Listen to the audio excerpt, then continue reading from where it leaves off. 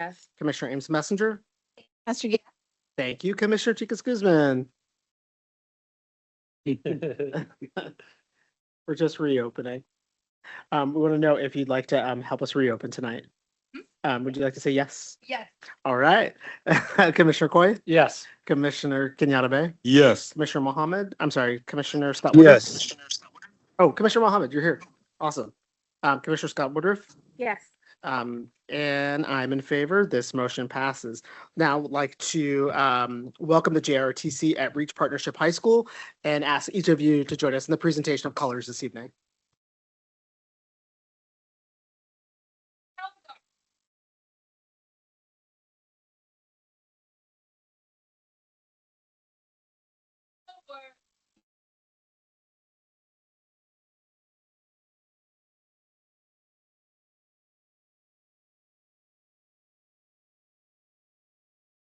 Color guard, halt, left, face, present, arms,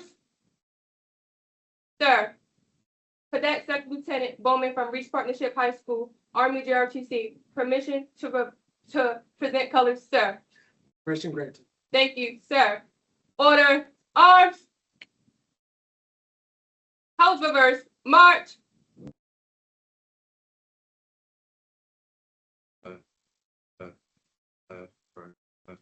Color guard, halt, present, arms.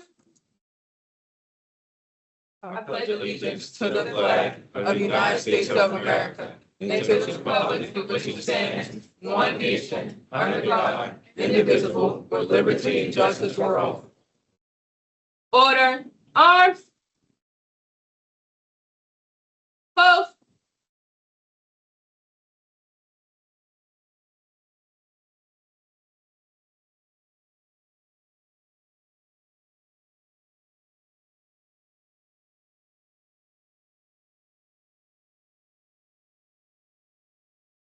Ready, cut.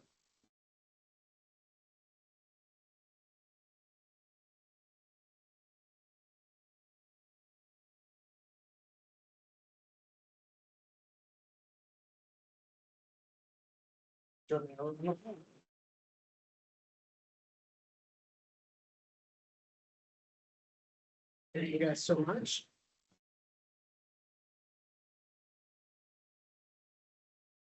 Is there a motion to approve the prior open session meeting?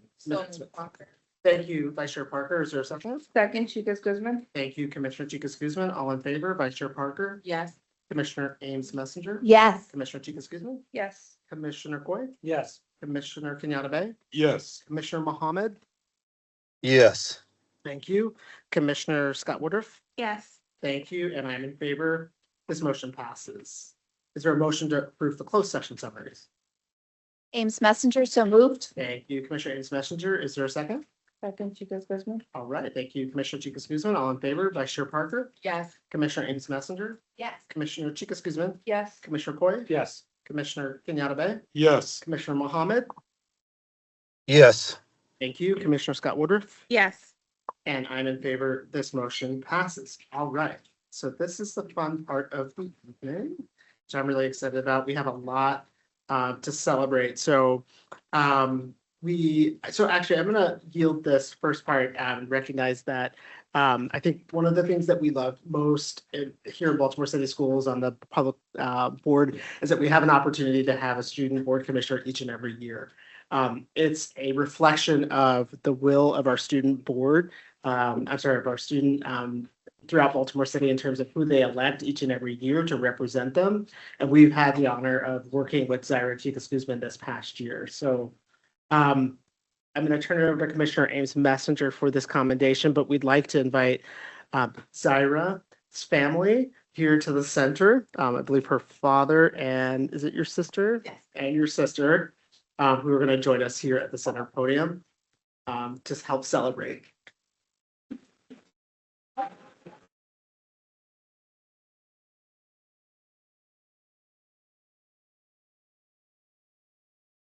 All right. And first of all, happy almost birthday, Saturday. So today, we are excited to honor and the dedicated service of our student commissioner, Zaira Chicas Guzman.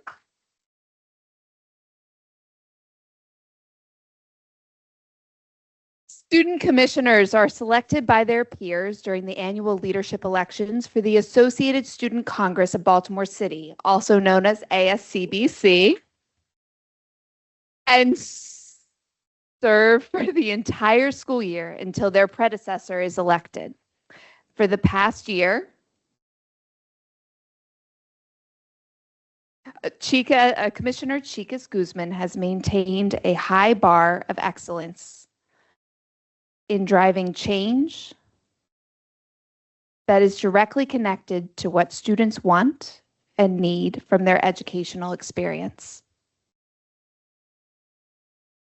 Her advocacy is unmatched and unwavering. She has balanced the duties of her position along with the significance of securing post-secondary plans, working 2 jobs, and genuinely showing up for her friends, family, and loved ones. Today, we celebrate you.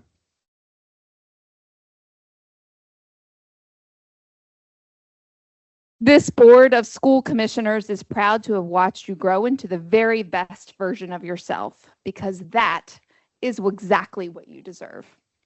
Thank you for your service, your leadership, and all you've done for your students, families, and staff. Congratulations on a job very well done.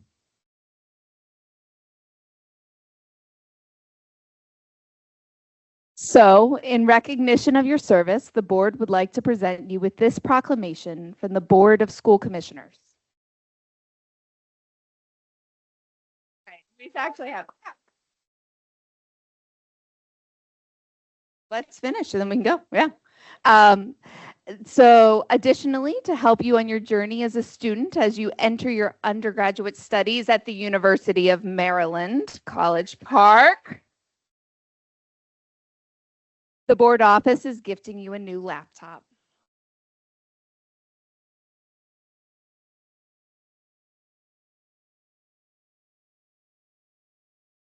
And with that, I think we will hand it back to Chair Sally, who will walk us through the logistics of pictures and comments. Yeah, so I just want to phone a friend. So should we do the pictures first and then take comment, or what should we do it in reverse? Okay. Okay, so so let me lead off on the comments, and then I will pass it to board commissioners, and we'd like to hear if Zaira's family would like to share any comments too, they're welcome to do that. But it's just been an honor and pleasure to serve alongside you this past year, Zaira. I appreciate your enthusiasm and your passion for serving young people here in Baltimore City, and I recognize fully that that is a huge way to represent all of our students here in Baltimore City, but I think you've done a good job of helping me understand, what it's like from your experience, and just your honesty that like your experience doesn't represent every single student's experience, but the recognition that our young people experience education in very uneven ways has helped me as an adult leading this board understand how important it is to reach out and have these conversations and how the work we do underpins all of the potential of our young people. So I appreciate very much those thoughts and just educating me this year. So thank you for schooling me. I appreciate it. Thank you, Back- Chair. I'll pass it to whoever's next. Kenyatta Bay. Yes, you showed up on the Strasbourg committee, and what you put in, your thought, your diligence, and your dedication was outstanding. It showed. It showed. It pushed me to stand behind your move toward greater student voice. Greater student voice. You are not somebody that will be silenced. Even with every question, there is something for people to think about. And as a teacher, when I look around and I see my scholars, I'm going like, oh, this one is going places. This one is going to push the envelope. And I appreciated that because it forces those around you to push their envelope too. So thank you. There you go. Peace. Thank you, Commissioner. So, Commissioner, one of the things I want to commend you for is just all the ways that you really did make your voice heard and that you led and listened and all of those things. As you go forward, I would offer you one piece of advice. You have a cohort of fellow student commissioners. Reach out, connect with those that have served before you and those that serve after you, and the network that you will find in that community will help you in whatever you choose to do next. You will do amazing things. But I will say that as I have met different former student commissioners, I have always been it always has made sense. I'm like, oh, it makes sense that you were a student commissioner previously, because the work that they have then gone on to do has been building on that foundation. So find, connect with, and stay in touch and be a mentor also to those who come after you in this role.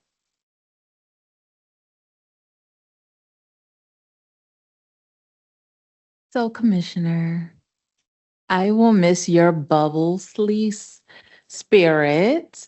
I do want to give you kudos because when you came onto the board, we were like, who was this young lady?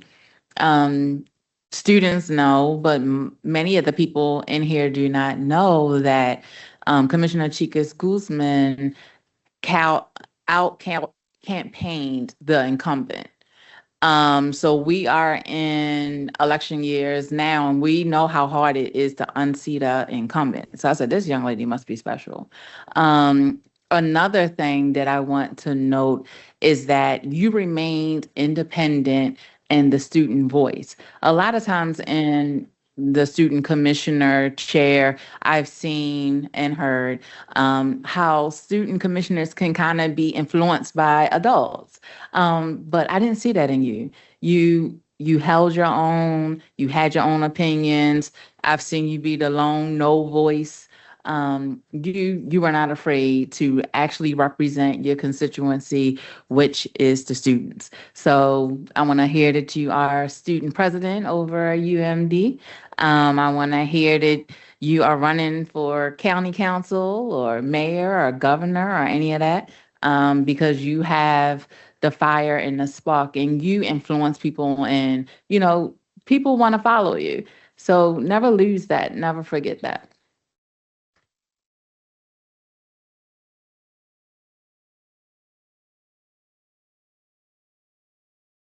I will briefly add, I have had the very great privilege of being your seatmate this year in exec and downstairs, and you ask great questions, and there is never something that you are not trying to figure out more of how it works or what the implications are, and you're able to have that curiosity while also just being grounded in empathy and humanity. And that is a really rare, wonderful thing.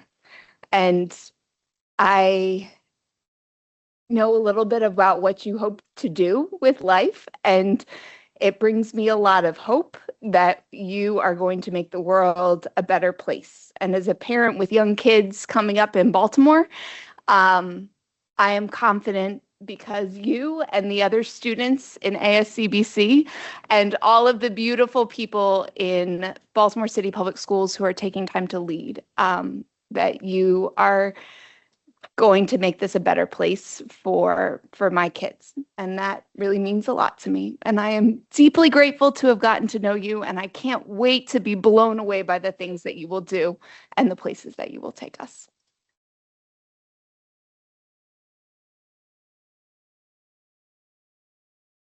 Commissioner, you are the first student commissioner that I've had the honor and privilege to work with. And I will just say, for the record, you have set a very high bar. It has really, truly been an honor to sit beside you, to observe. And I think what I really love the most, and I hope that the room can also feel, is that you show up every day as your true and authentic self. And that is really hard to do, and particularly hard to do as a young person coming up today. And so just kudos to you for always showing up for yourself, showing up for the students that you represent. And I just encourage you to continue and leading in that way. I've watched you build relationships and rapport with members of the board, and it's just truly impressive. So very, very proud of you. Wishing you all of the best. Thank you. My comments.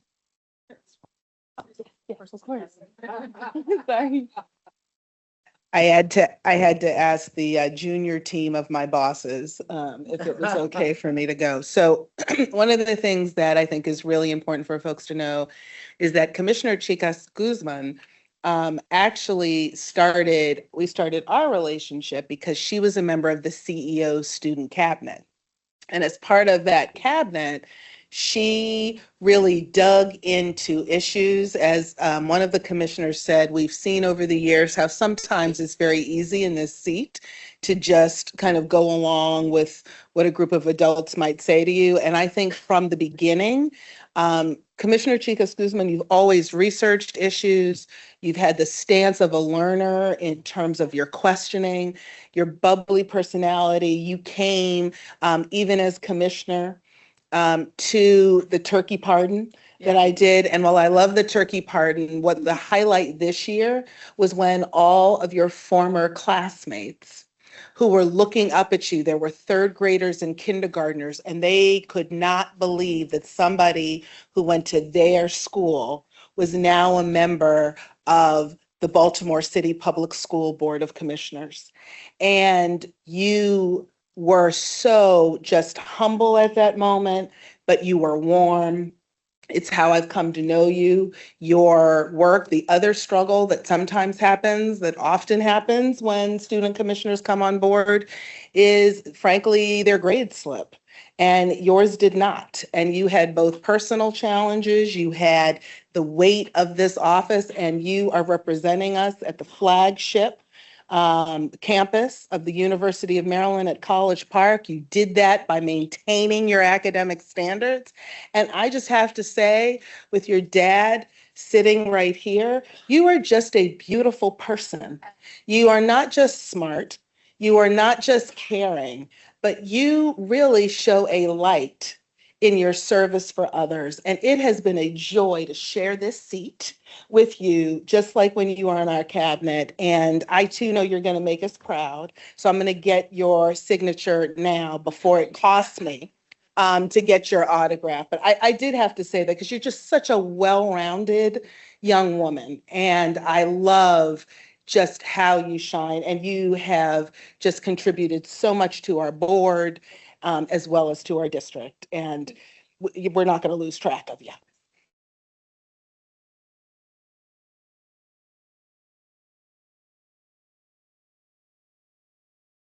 Wow. Thank you all so much for these comments. It means a lot. I'm trying my hardest not to shed a tear right now because it's just a really full circle moment for me, you know? And I'd also like to say hi to everybody here because it's such a huge turnout today, and I am very proud to see that. I'm going to start off by saying I am very proud of myself as a Salvadorian American to be at this seat right now, especially with our hard times. I am extremely proud of this board as well, just as much as they are proud of me for the newly elected CEO and the hard work that you guys all put into that search. It was hard, but it was doable, and you guys made it happen. And the teamwork and leadership shown by this board has overall made me a better leader. The time that I've spent here a lot of it has been just taking in what the behind the scenes look like, you know? And as a student, like they mentioned, carrying 2 jobs, internships, and other events, it was really hard. But this district, the people in this room helped me manage myself, helped me carry all the hats I had to wear, throughout the entire school year. And it's just looking around, I'm extremely grateful for every single person here, from our students to my family, to my father, to Dr. Sanalisis, to this board, to Miss Tina, to Miss Miss Seema in the background, like Miss Coach G. There's so many people out here that I could say thank you to, but that take too long. But so please just take my warm and biggest thank you to you all for supporting me while being in this seat. And of course, for the future wishes and wishing me the best of luck in my future endeavors. Just as Miss Emily said, I'm sorry, Commissioner Ames Messenger said, I will be back in the city after I'm done with my studies. I am I fully believe in myself that I will come back to the school district to lead as an authentic leader, as a Hispanic woman. And I one day hope to see myself in Dr. Santelisa's chair. And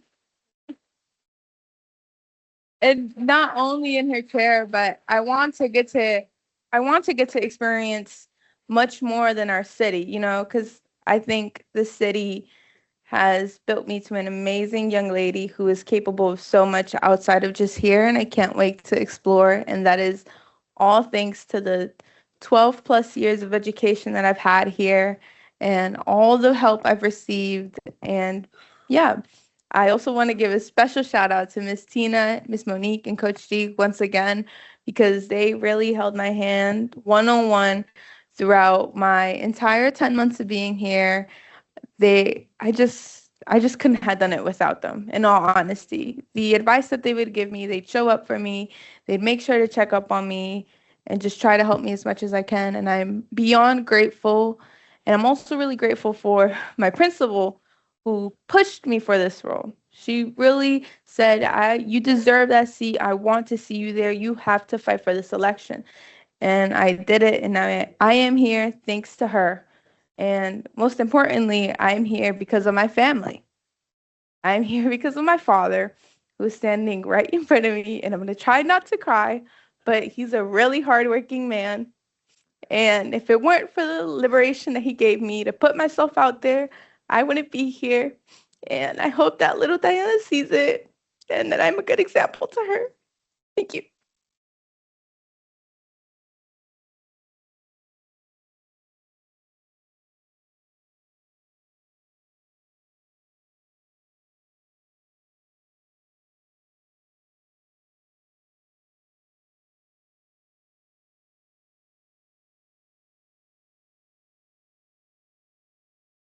Yeah. Thank you, everyone.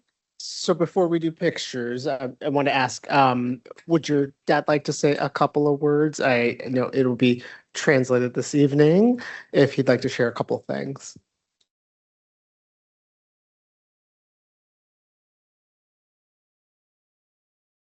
Okay. No, it's okay. Thank you so much. We appreciate you. Does your little sister want to say something?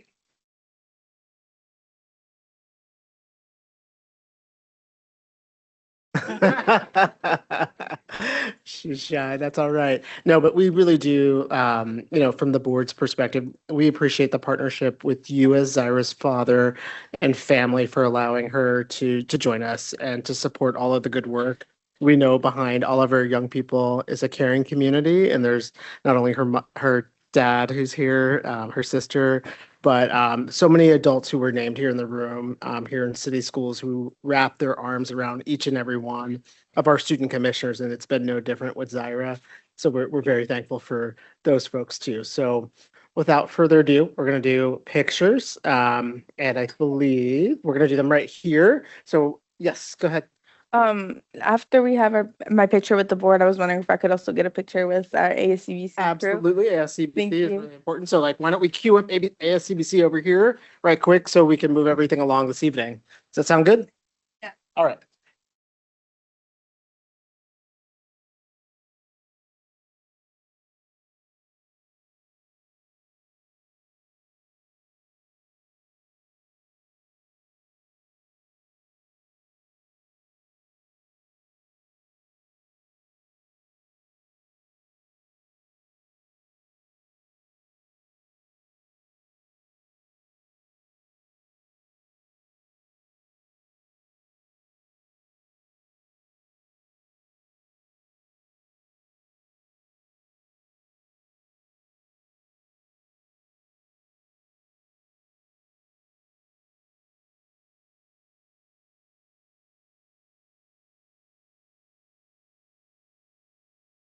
So Zaira's proclamation comes from the board. So basically it says, whereas Zaira Chicas Guzman served as the student commissioner of the Baltimore City Board of School Commissioners throughout school year 25-26. And whereas Zaira Chicas Guzman served on the policy committee, the safety and wholeness committee, teaching and learning, and the Strasburg committee during her tenure as student commissioner. And whereas Zaira Chicas Guzman previously served on the CEO student cabinet, is the founder of the multilingual committee at the Digital Harbor High School. And whereas Zaira Chicas Guzman has demonstrated extensive leadership ability as the member of the A&E Advisory Committee under the Fund for Educational Excellence and a Bloomberg Arts intern with Arts for Learning Maryland. And whereas Zaira Chicas Guzman has performed outstanding service as an advocate for student voice, equity, and inclusion while serving as a model for student leadership and service. Now, therefore, the Baltimore City Board of School Commissioners does hereby proclaim our thanks and best wishes to Zaira Chicas Guzman and grateful recognition of her dedicated service to the education in Baltimore City.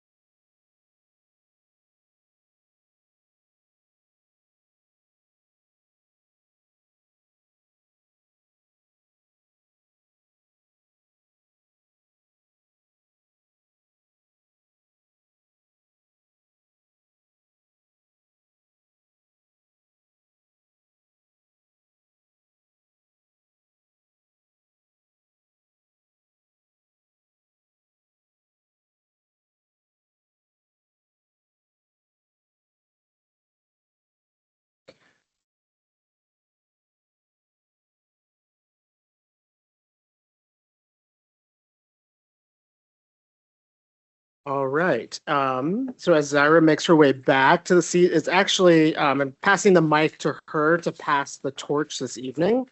So it's all you, Zaira. As you all heard, I was elected into the seat last year through the 2025 ASCBC elections. This year, we've officially elected our brand new executive board. Thank you.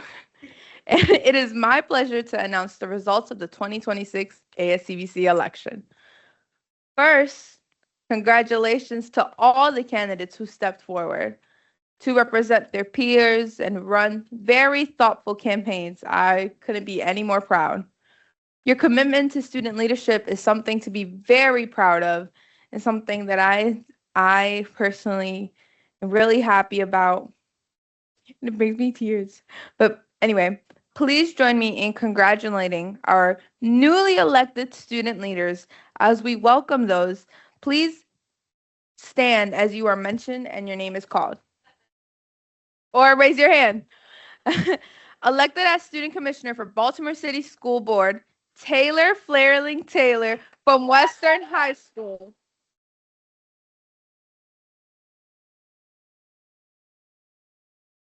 I'm very proud of her. Elected as ASCBC president, Kizra Asan from Baltimore Technic Institute. Elected as vice president, James Smith from Baltimore Design School. Elected as treasurer, and correct me if I'm wrong, Taryn Taylor from Patterson High School. Woo! Elected as secretary, Zaina Shah from Baltimore Polytech Institute. And elected as diversity committee chair, and correct me if I'm wrong, Mimosa Eseth from Leithwalk Elementary / Middle School. Woo! And again, congratulations to each of our representatives.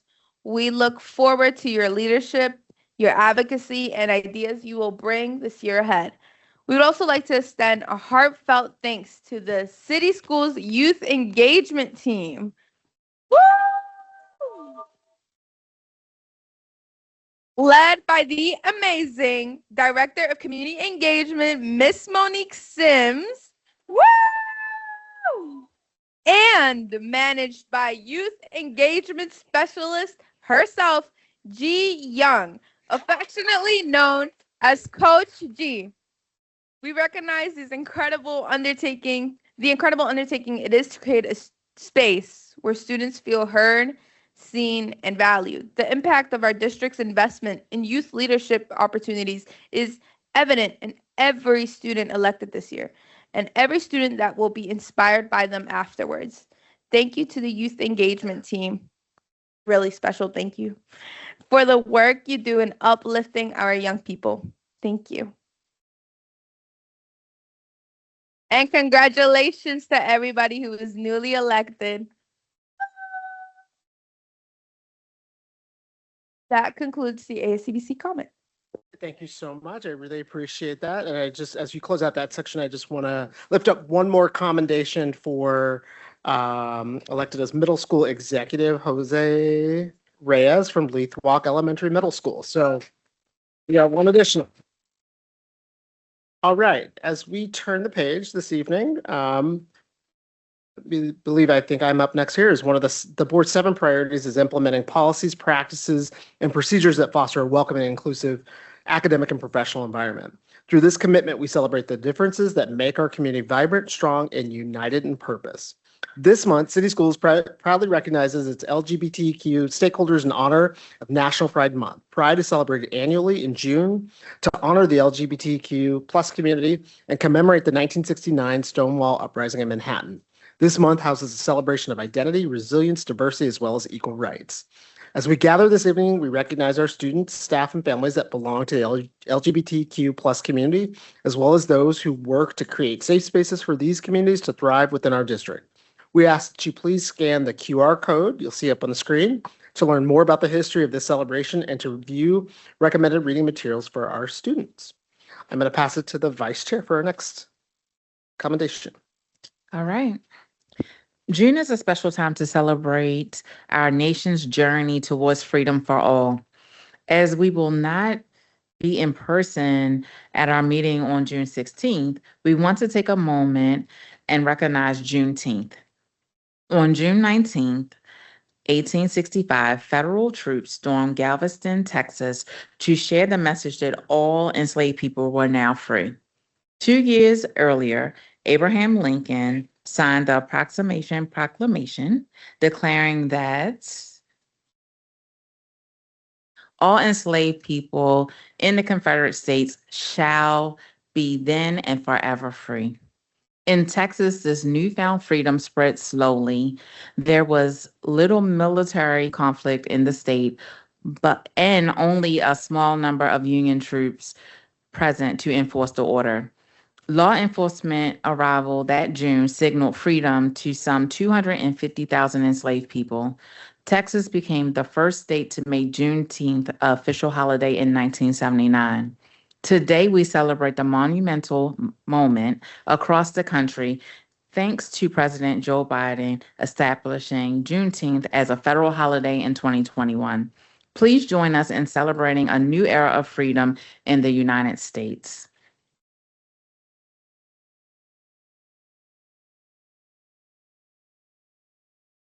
And for our last celebration, I'm going to turn it over to Commissioner Kenyatta Bay.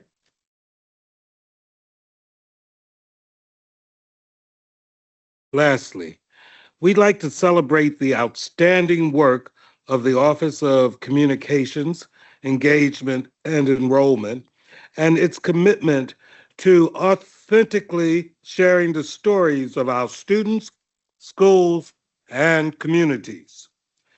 We are excited to announce that 3 city schools video productions have been nominated for Emmy Awards by the National Academy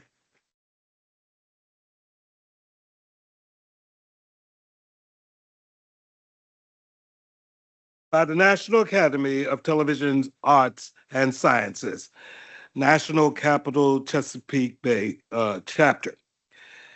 In the category of diversity, equity, and inclusion, long form content, the nominated production is Bear is a Place Where Hope Lives, featuring the William S. Bear School.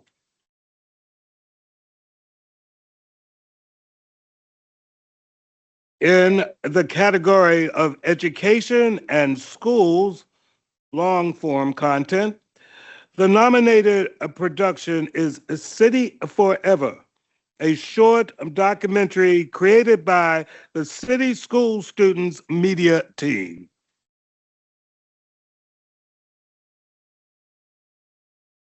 And in the category of education and schools short form content, the nominated production is CTE Pathways Print Education at American Thaler Vocational Technical High School.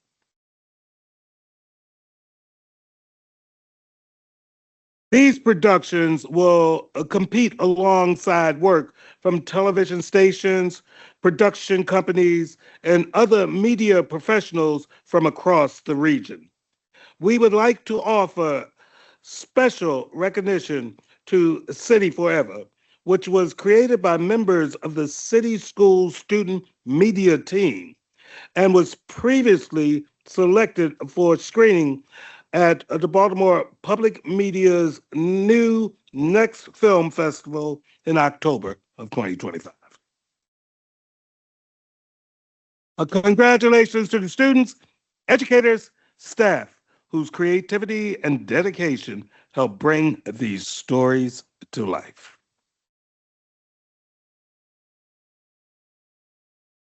Thank you so much, Commissioner Kenyatta Bay. I really appreciate that.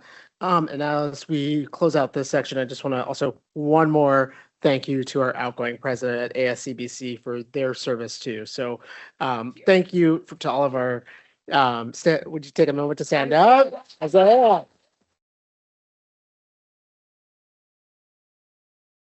I always really appreciate everybody's work in ASCBC to really make it a vibrant community for our young people. So thank you all. So I'm excited to turn it over to Vice Chair Parker for our public comment this evening. All right. We will now move to public comment. Public comment is shared by our district recognized groups and the general public. Representatives from our recognized groups will have the opportunity to share public comment first, 5 minutes each. Afterwards, the general public may share. A reminder, all groups and individuals sharing public comment that content regards personnel decisions that may be subject to appeal cannot be discussed during this portion of the evening. First, we have Associated Student Congress for Baltimore City, Benjamin Grimaldi, and Kazra Eshon.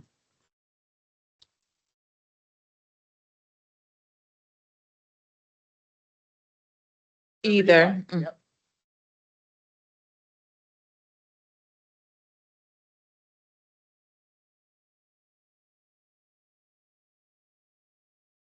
A little bit closer. Hi, can everyone hear me okay? Hi. Hi, Board Chair Sally and other members of the Public School Board. My name is Benjamin Grimaldi. I'm the Legislative Affairs Director for this year, and I'm ending my second year on the ACBC Executive Board. Next year, I want to make sure ACBC gets more involved in school board policy, so I want to work with the next Legislative Affairs Director on that. I believe this year there have been some communication errors because last year we were much more involved. This year we've been less involved, so I'm hoping next year we can make sure that we get the slideshows and documents on school board policy and that we can submit feedback on all of the school board policies that are coming out for review. And that's pretty much all I want to talk about. I'm going to pass it now over to Kizra Hassan, the president-elect of ASCBC for next year. All right. Good evening, everyone. I'm Kizra Ehsan, your 2026-2027 president of the Associated Student Congress of Baltimore City. I'm incredibly honored to step into this role, and my primary vision for this year is to optimize ASCBC so we can better serve our student body.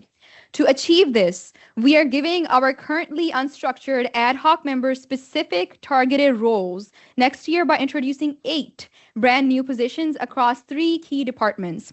Within our legislative department, we are establishing the School Board Affairs Coordinator and the Outreach Coordinator to strengthen our external advocacy. Over in the communications department, our new website manager and social media manager will streamline our public engagement. Finally, we are launching a dedicated special issues department led by the special issues director, who will oversee a focus team consisting of our new environmental affairs, mental health affairs, and service coordinators. We are also proud to launch the SMOB Advisory Council next year, a body designed to directly support our Baltimore City Student Commissioner with their demanding schedule. I want to give a huge shout out to Zaira for this incredible initiative. She laid the groundwork last year, and we are excited to bring her vision to life. This council will work hand in hand with our growing special issues platform, which has 2 main objectives: collaborating with the Legislative Affairs Committee to advocate for student needs, and hosting informational webinars on mental health, the environment, and student service. Our new coordinators will drive this mission forward. The Environmental Affairs Coordinator will focus on making ASCBC events sustainable, and the Mental Health Affairs Coordinator will create resource materials, host a General Assembly workshop, and gather data for the school board. Meanwhile, our Service Coordinator will track and promote local service opportunities via Instagram and other platforms. To ensure we hit the ground running, we plan to have all officers selected by the end of June. We will conduct virtual board trainings in July, wrap up any makeup sessions during the first week of August, and hold our hybrid retreat during the second week of August. Thank you all, and I look forward to an amazing year of optimizing ASCBC together.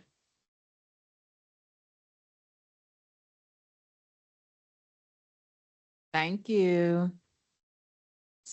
Secondly, we have Corey Gaber, member of BTU, by pre-recorded video.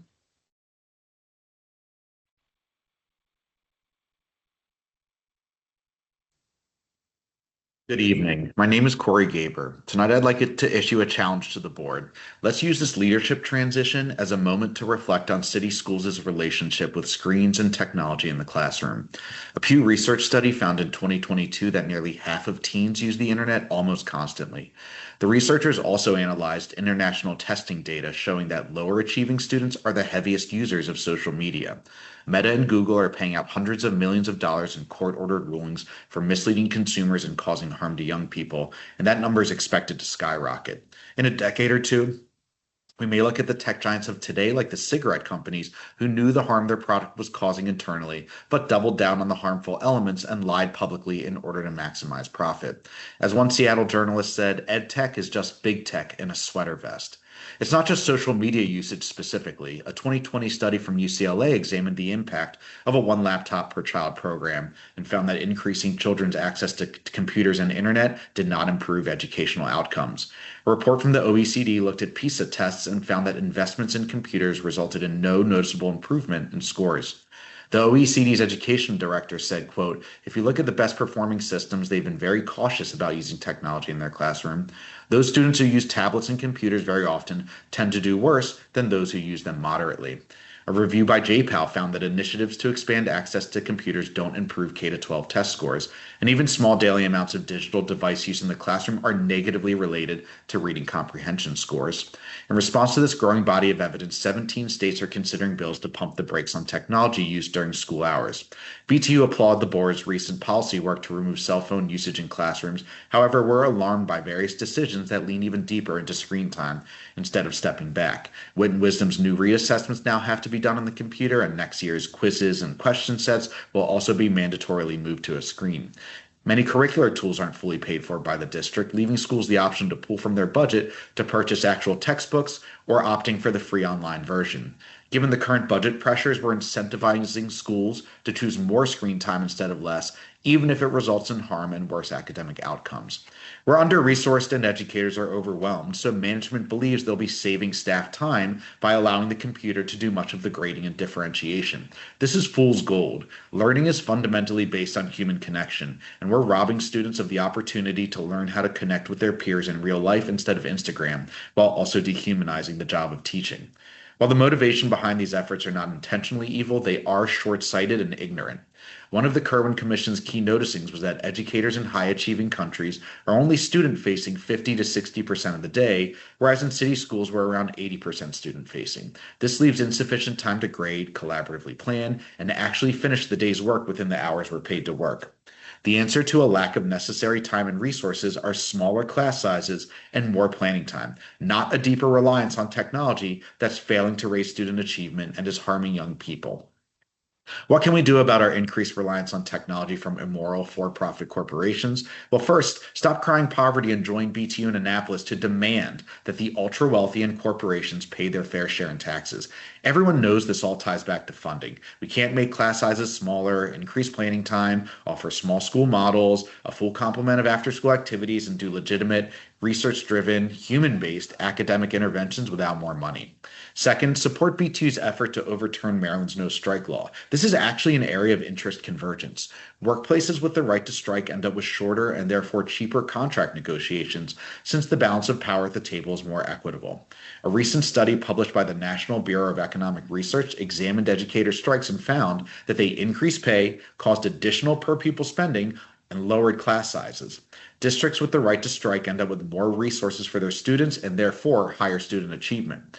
You can't remove working people's most powerful tool to force the government to fully fund public education and then cry poverty when you don't get the resources you want. Either you stand for working people or you don't. Right now, the board's past silence or opposition on this topic places you squarely on the side of the rich and powerful, the same people underfunding our school system.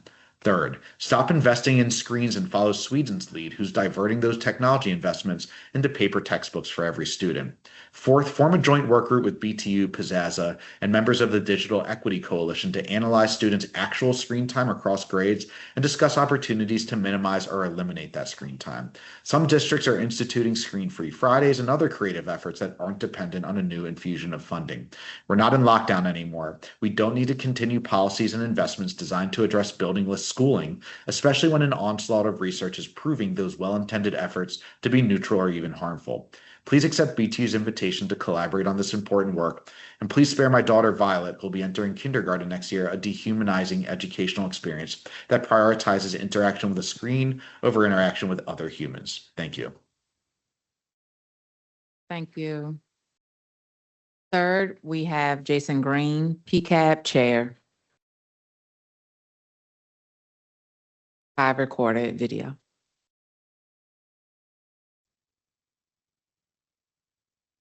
Good evening. My name is Jason Green, and I'm the chair of the Parent and Community Advisory Board for Baltimore City Public Schools, affectionately known as PCAB. As I reflect on the 2024-2025 term, I view it as a true season of growth and advocacy. Let me share my screen, show you a little bit.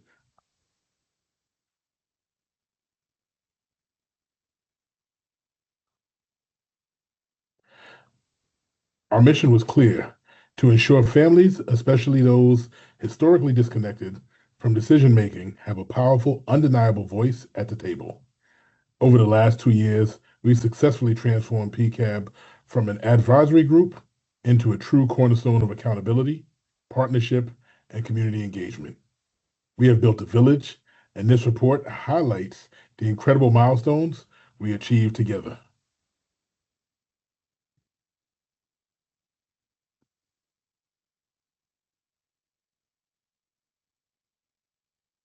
One of our biggest shifts was a new approach to district policy. We fundamentally shifted from reactive listeners to proactive accountability partners. By doing this, we ensured the parent perspective was actually embedded in the district's policy decisions.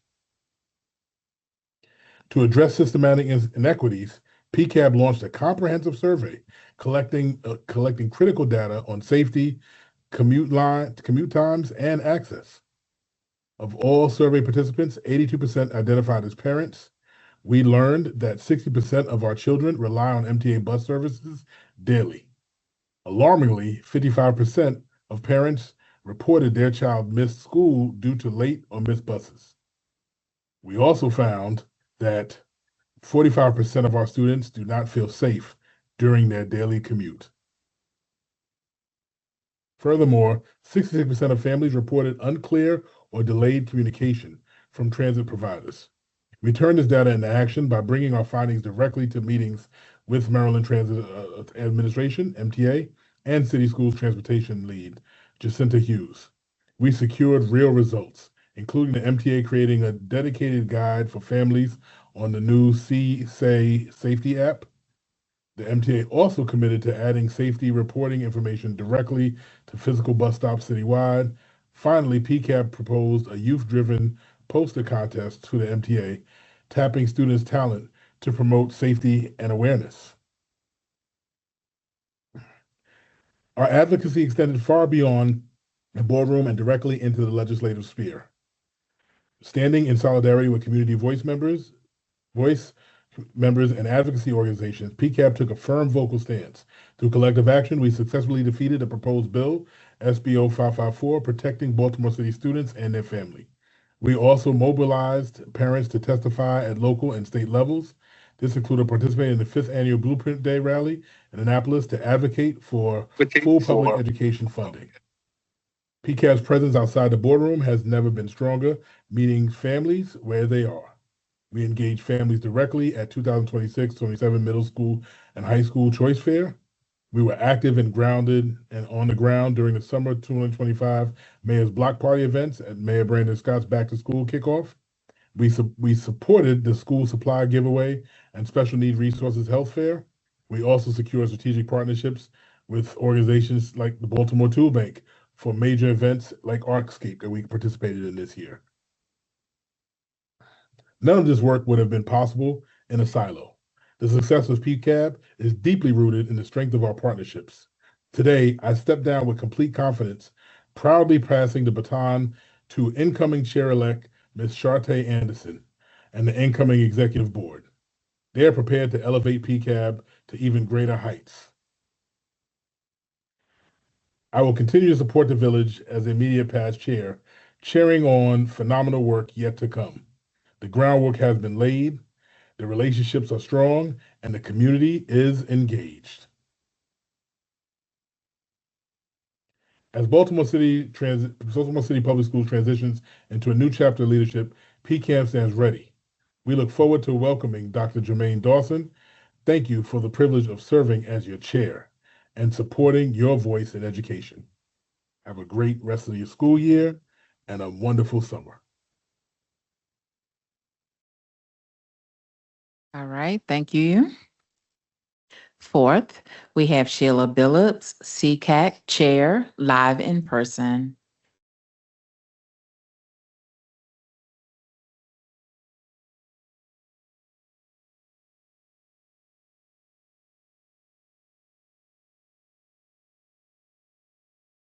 Good evening, everyone. In person, virtual.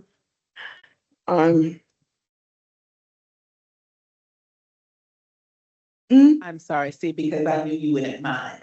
No, I don't We mind. do have more seats. I know there's folks that are standing. There's also more seats. The ACBC folks are out taking pictures. So if you need a seat, there's someone to the right. Thank you, Ms. Moore. No problem. Like I say, good evening, everyone. Finally, Dr. Santalisa, I am going to officially say thank you for working with me. Thank you for being in that seat for as long as you've been. You make an impact on children receiving specialized services in Baltimore City. I'm gonna start with there. Several of the district and commissioner was at the William S. Baer School for our middle and high school graduation. Dr. Swinton Buck was our keynote speaker. It was a wonderful event. Some students that I've seen over the years could not walked in that room. We was all teary-eyed, but we was happy. It was tears of joy and gladness. So I'm glad that since you've been in this seat, that the students receiving specialized services and their parents feel more welcome and inclusive in Baltimore City Schools. I mean that. You have really lifted the bar, recognizing the children receiving specialized services in Baltimore City. There's never been a time that I had an issue or concern that you and the executive director stepped in and helped us. So we are inclusive, and we will continue to be included as students, as parents, as professionals with the children receiving specialized services in Baltimore City Schools. Now, our last meeting for this school year will be June 8th, 6 to 8 p.m. We're again doing the who, what, and why of CCAT. CCAT stands for Special Education Citizens Advisory Committee. I'm a little choked up. We did not have a vote this year because no one stepped up to be a part of the executive committee. So I am going to continue in this role. And we're looking for all those who's interested. You don't have to have a student with special needs to be a part of this committee. That's a misconception. If you have the passion and the heart to make sure these young people get the same idea, same everything as everybody else, come be a part of CCAT. We're looking forward to a new year. Starting July 1, a new CEO, new principals, new nurses, new professionals. So we're going to hit the ground running. And that year, it's going to be even more successful than it has been in the past. I appreciate you all. And the last comment before I leave this table is that the policy JLF, we as a CCAT committee are accepting the proposed changes to that policy. Thank you all. Have a wonderful summer. Have a great night. Thank you. Mr.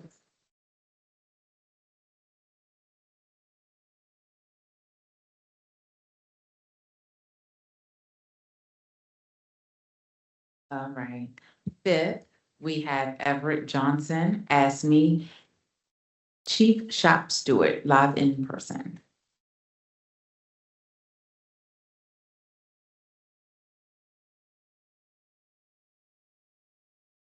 Good evening. My name is Everett Johnson. I'm the Chief Shop Steward for ASME Local 44. Also worked for Baltimore Public City Schools for the last 4 years in the repair shop and mechanical service, where I do prevention maintenance for the HVAC system. Every day I work alongside nearly 1,000 employees, bus drivers that's overlooked, custodians, cafeteria workers, nurses, maintenance staff, and hall monitors. While the cost of living has skyrocketed, our wages have not. This is not an accident. It is a choice. Many of our full-time members still qualify for government assistance.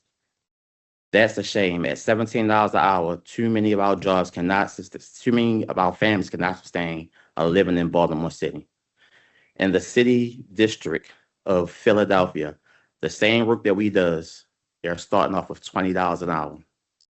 Surrounding counties and jurisdictions, Baltimore County, Howard County, the school system is getting paid more than us. The school system depends on us to run, feed, transport, and protect our students. Without us, nothing moves. Recent district study shows that virtually our entire bargaining unit is 25 percentile below market. The district also understaffed in our schools, relying on wasteful private contractors that could have saved and spent more hiring our more employees. The ground shop has 14 employees that's salaries are around 600,000 for 14 employees. But we are giving out $20 million to 9 contractors to do the same work that if we had more staff, we can do. We demand a contract that reflects the real cost of living, true value in labor. Respect isn't a slogan. Respect is a paycheck that keeps pace with reality. I've worked here for the last 4 years. I'm dedicated. I know the bar is set high for us. We do the work that's given to us. We can do the work if we have the right tools. As you know, a blizzard has just passed. We were out there shoveling with no snow blowers. I know that because of the economy and the president that we have, things are tight, but we did this work to get the schools back open. Baltimore County was shut down, all the surrounding counties were shut down, but we made sure our students got there safely and schools opened back up to give meals, to support the students, staff, teachers, and we just were like a fair paycheck. Thank you. So much. So I do want to acknowledge to the commissioners that this was Everett's first time speaking in front of us, and it's the first time that the union did their public testimony. So we congratulate them on that, and we welcome all of the recognized groups to come forward. I have said in private, I'll say it in public on the record. Next school year, we are looking to hear and to work with recognized groups on the front end. You know, a lot of times we hear a lot of things that are going wrong. We get a lot of emails, but we also have policy committee and all our committees that are open, and we want to hear those ideas and work them through together and the front end. So I definitely welcome you to come back and all of our recognized groups so we can work together and continue the great work that we've built with Dr. Santelises. So that is it for our recognized groups. And I will pass it to our board executive, Yusuf Ahmad, for more public comment. Good evening, everyone. We have 2 individuals signed up for general public comment. First, we have Nathan Farrell from BTU in a pre-recorded video.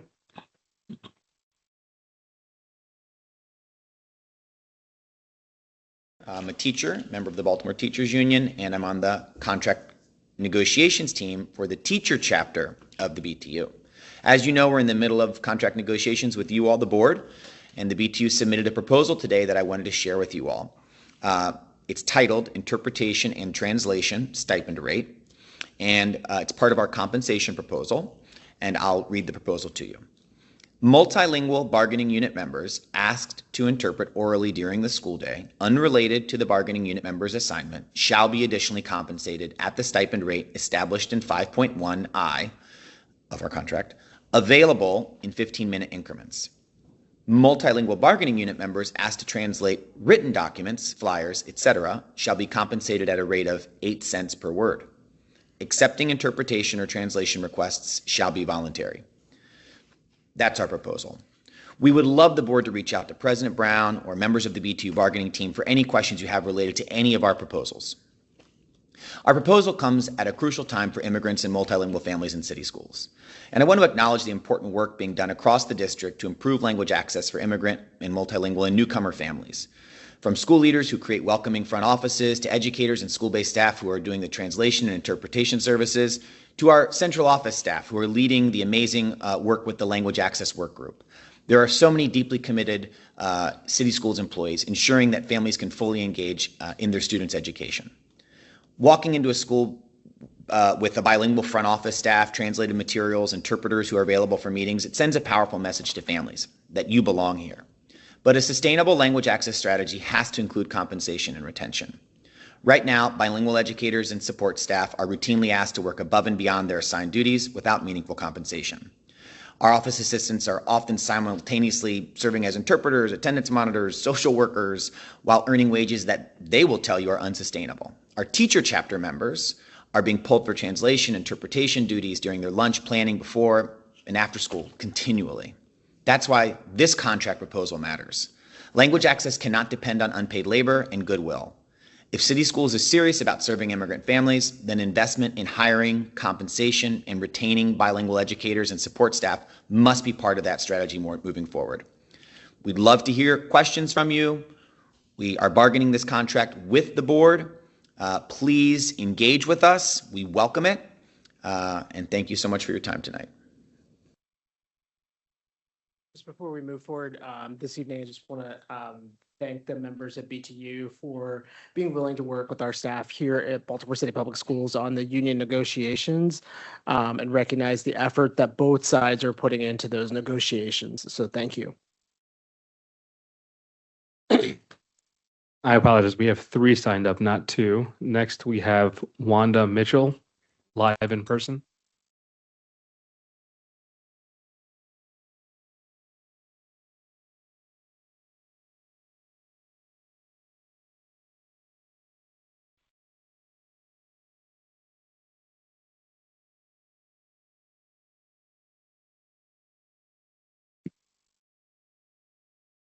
Good evening, Chair Sally.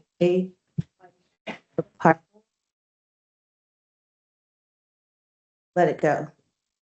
Good evening, Chair Sally, Vice Chair Parker, Commissioners, and CEO Sonia Santelices. My name is Wanda Mitchell.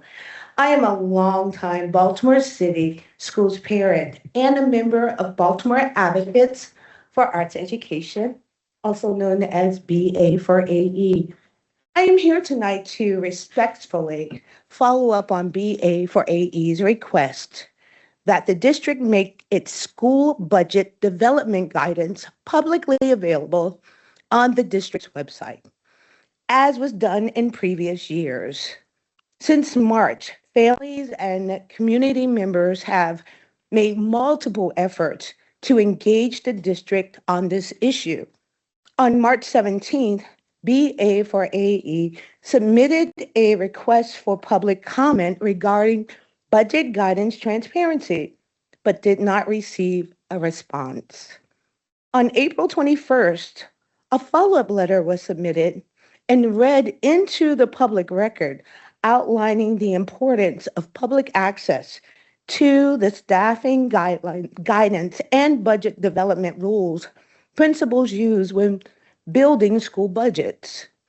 On May 13th, we submitted an additional follow-up email to Chair Sally and to Vice Chair Parker, respectfully requesting clarification and asking that these materials be made publicly accessible. For context, I would be happy to provide copies of the referenced communications to the board. To date, BA for AE has not yet received an acknowledgement or response to our requests. We continue to believe that making this guidance public would strengthen transparency, support more informed family engagement, and help families better understand the framework behind school budget decisions. We respectfully ask the board and district leadership to respond to this request and consider restoring public access to these materials. Thank you for your time and continued commitment to Baltimore City students. Thank you.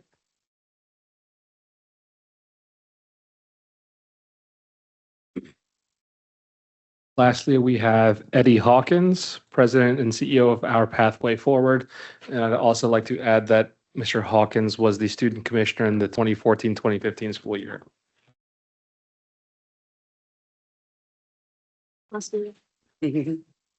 Thank you very much. Good evening, commissioners and Dr. Santelices. I'm honored to share information about a program that contributes to ensuring that every student in Baltimore City has an opportunity to learn, grow, and thrive. Again, my name is Eddie Hawkins, and I am a former youth commissioner, leading Pathway Suspension Engagement, a mentor and diversion initiative designed to support students during one of the most critical moments of their educational journey, a school suspension. When a student is suspended, the challenge often extends beyond the disciplinary action itself. Many students are left unsupervised during the school day, become disconnected from learning, are exposed to negative influences, and return to school leaving having missed valuable instructional time. Too often, suspensions become missed opportunities for intervention, mentorship, and growth. Pathway Suspension Engagement was created to do just that. We partner with parents and school leaders to ensure that students remain safe, engaged, and connected to school during the suspension, and that they are prepared to successfully return once their suspension is concluded. Rather than allowing suspension to become an unstructured time away from learning, we transform it into a structured intervention. Students receive full-day supervision, academic support, behavioral coaching, mentorship, family engagement, career exploration, phone-free time, transportation, meals, and connections to therapeutic and substance abuse resources when needed. At the conclusion of a student suspension, we facilitate a reentry collaboration that engages the student, family, and the school staff. This process helps rebuild relationships, clarify expectations, promote accountability, and create a plan for success moving forward. Pathway Suspension Engagement has operated for 2 years now. We began as an evening program, partnering with the diversion team and the Office of Student Conduct, and today we've evolved into a full-time day model designed specifically to meet the needs of students during the actual period of suspension. Currently, the program operates Monday through Friday, 10 a.m. to 3 p.m. in our facility in Southwest Baltimore. Tonight, I'm joined by a few of the students who have participated in Pathway Suspension Engagement. While I can describe the program, their experiences tell a far better story than I can. If you have any questions about the impact of this work, I encourage you to hear directly from them. Their voices are the most powerful evidence of what is possible when students are provided with structure, support, and opportunity. As we look ahead, we are excited to continue partnering with city schools, expanding referral opportunities. We've spoken to a few principals coming in, and working together to ensure that the disciplinary interventions do not disconnect students from success, but instead serves as a bridge back to learning, accountability, and achievement. Again, thank you for your time, your leadership, and your commitment to Baltimore's young people. And if you have any questions, I'll allow our young people to answer them for you. No questions? It's a good opportunity to hear from you guys in terms of like your experiences going through the program and how beneficial that's been. So who wants to take that on? Anyone you want to share? So what's been beneficial for you? How has it helped you participating in the program? Hey, Ms. Chloe.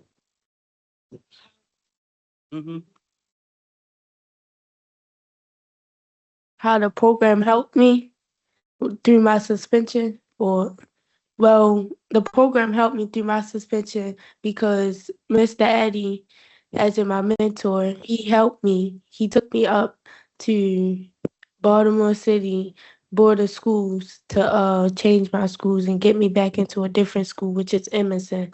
He helped me because Vivian T, I got suspended from there and then couldn't go back. And then he helped me get into Emerson. And now I'm at Emerson. So one of the things I'll add about Chloe's story is what we don't realize about suspension is that there's a time when the student has to go back. And there's a time when they have to make a decision around whether I'm going to go back or not. And sometimes our students decide to self-suspend because either issue still goes on or they're just not comfortable in the school that they were suspended from. So in Chloe's case, we found her doing a self-suspension when she had been out of school for about a month. I'm not sure exactly what outreach was done, but like she said, we brought her here to work through the system. The students and the families need support navigating systems, so that's exactly what we were able to continue providing through Chloe.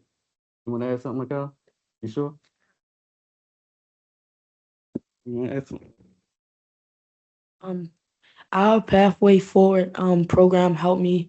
I had my grades weren't that good, but I was suspended and I went to Mr. Eddie's program and my grades ended up getting better than they were before. And he helped me learn some things that I never knew before. think I want to go. I think I want to go. Wait, what's the question? What is something that you learned during the program?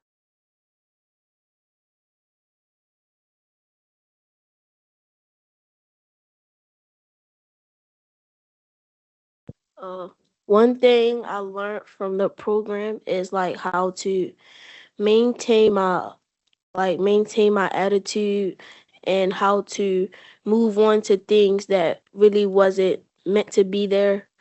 So like say if I like get into an argument, I know how to keep myself cool or I can ask the teacher to move away or stuff like that.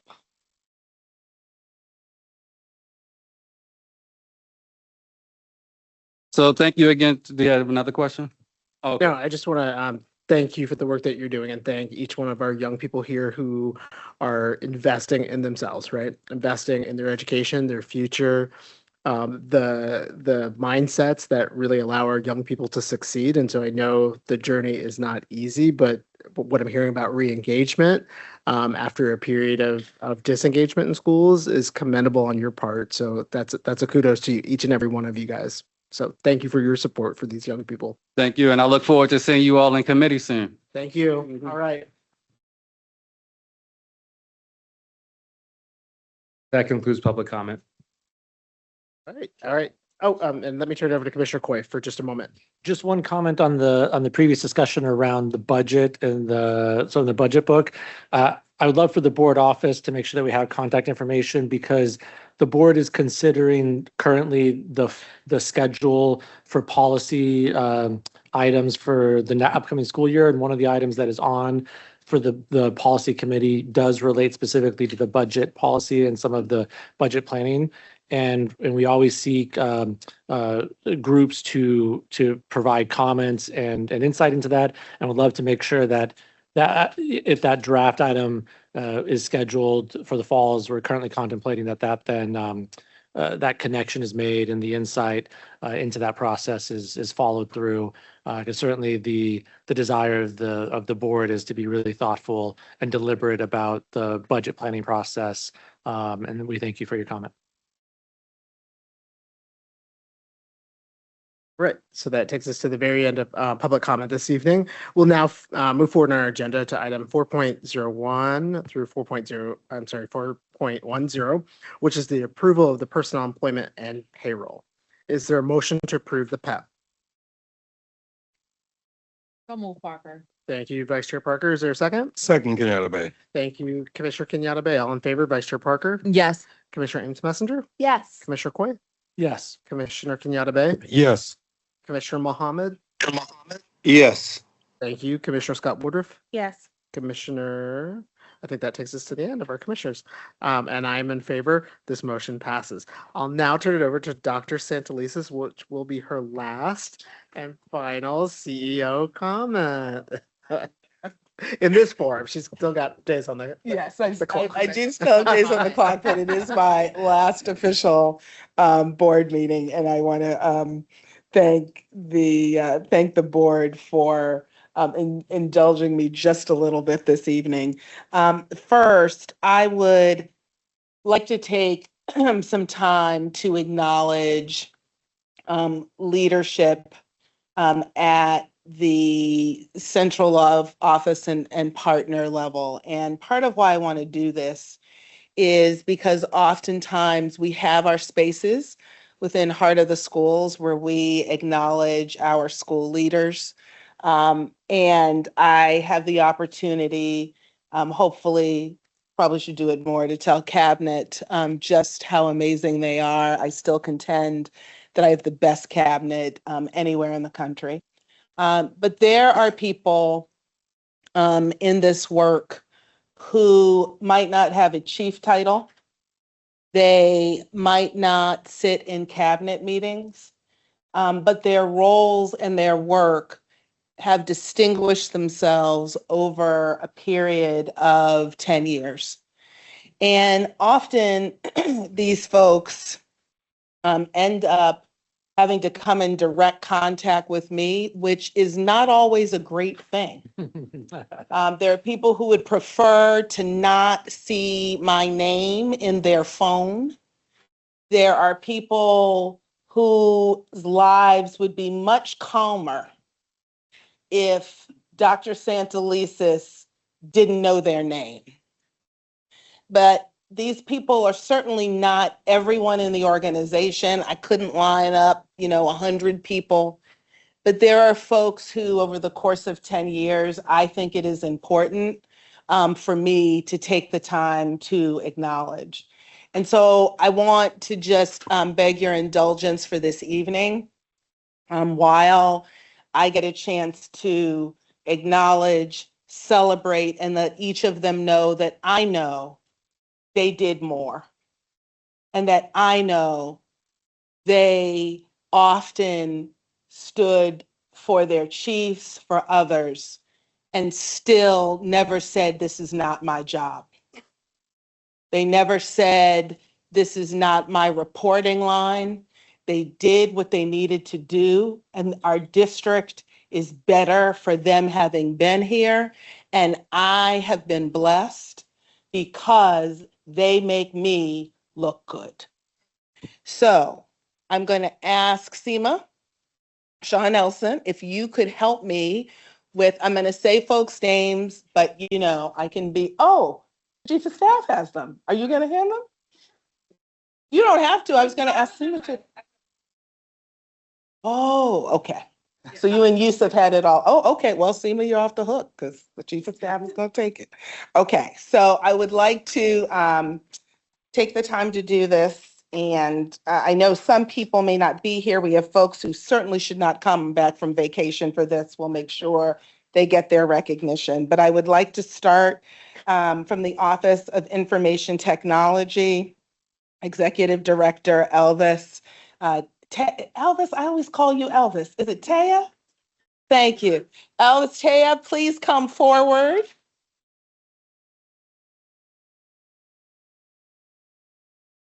And as Elvis is picking up his clock, I think it's important to know that when my tech does not go right, the whole building knows it. And it is usually Elvis who has to pick up the pieces after so many other folks have come before him. And he always comes with a solution-minded frame. He understands that there might be some flames left from the dragon's roar, but he is always a gentleman, and he always, always works until there is a solution. So Elvis, I want to thank you, sir, for your service. And he, by the way, has been here 17 years, is it 17 years? In city schools, and you have served well, and I appreciate you.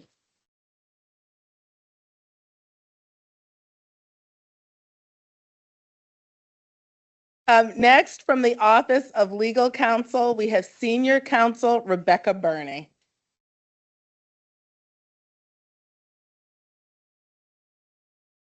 And one of the things that I love about Rebecca is not only does she make Josh look good, but Rebecca has, don't go sit down too soon. Stay right up there so everybody can see you.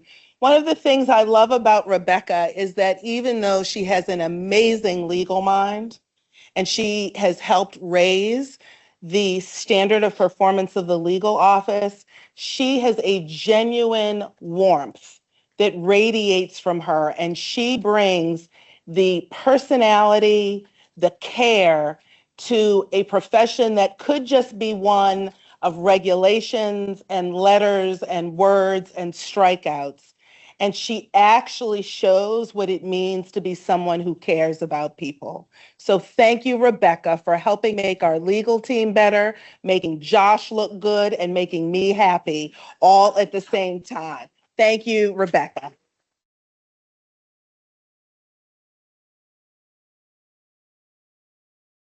Next, from the school's office, is Tiffany Bird here today?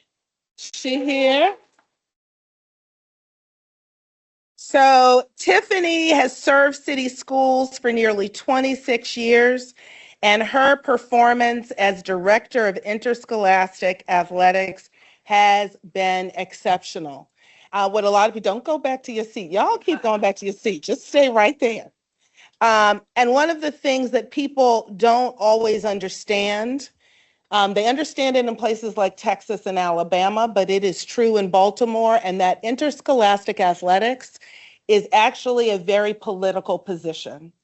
You get calls from across the city about people who think they can do their job, your job, better than you do it. But the whole time, Tiffany has remained steadfast in her commitment that athletics is a cornerstone of student wholeness.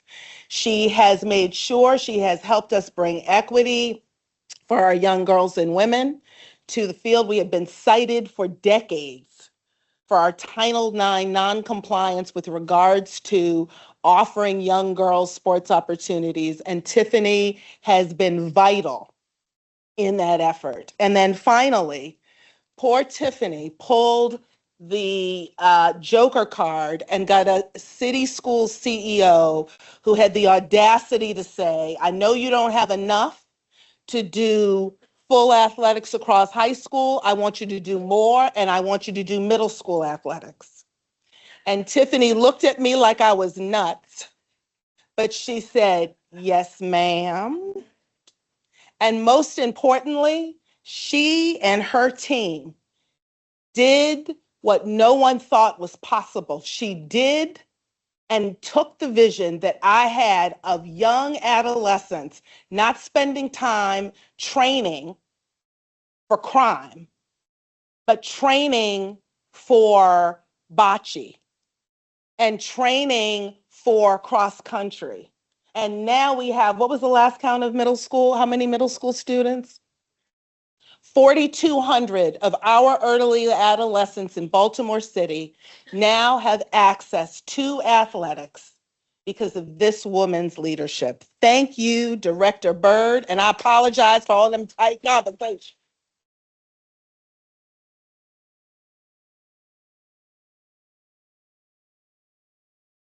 Next, Instructional Executive Director, Lindsay Valentine.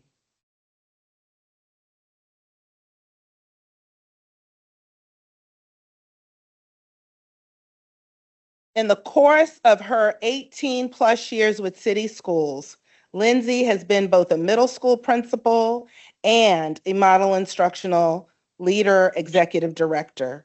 She understands what effective leadership looks like.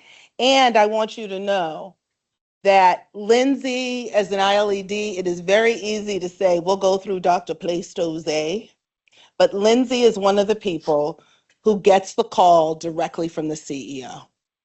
And every single time I ask her to do hard things, she does them with a smile, with a diligence.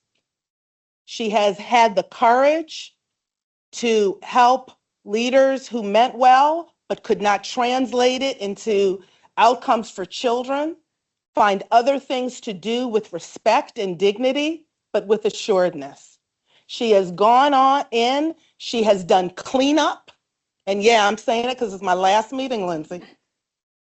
She has done cleanup of some other people's messes, and at the same time, she has been a force for our literacy gains from the school's office perspective.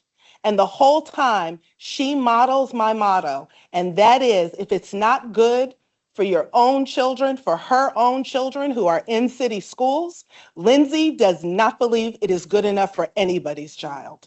So Lindsay, thank you. Thank you for the calls, the hard conversations, and for leading continually in the seat where you are. Thank you.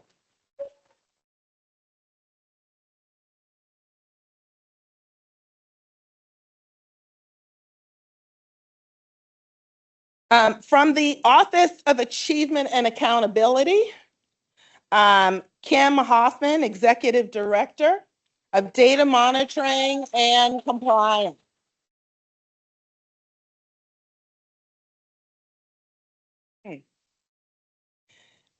Kim Hoffman has served city schools for nearly 27 years. I believe that in her current spot, Kim has hit her sweet spot.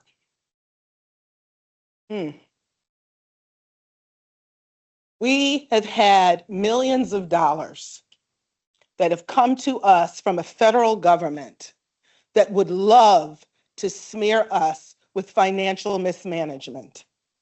And Kim Hoffman has been a firewall. She doesn't need to be liked. People talk about her. They say she is bureaucratic, that she's not flexible, but let me tell you what she is. She is ethical. She manages money well, and you haven't heard a whisper of mismanagement of federal dollars.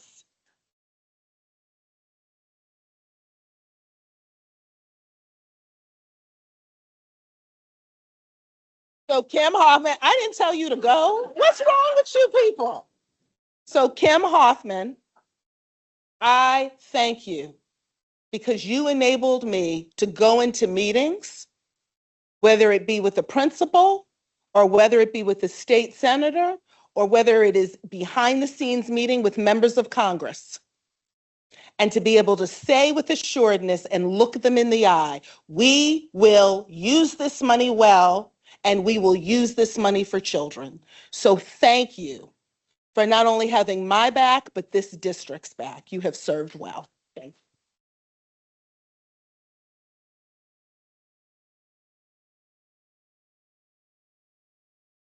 Next, from the Office of the Chief Academic Officer, Executive Director of Early Learning, Crystal Francis.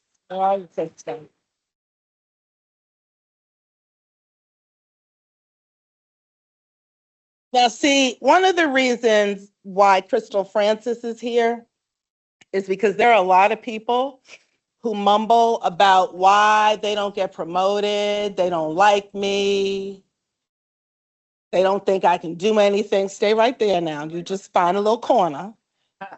And Crystal has the posture of a learner. And so when we promoted her to executive director, it was after Crystal had done hard work that is a combination of compliance, that is not our compliance, but state compliance, and actually making sure that our early learners have places of rich learning that verify their childhood, where there is play, but there is also joy and learning. The outcomes speak for themselves, not on growth, y'all, but on overall absolute performance. City schools pre-Kers outperform the state.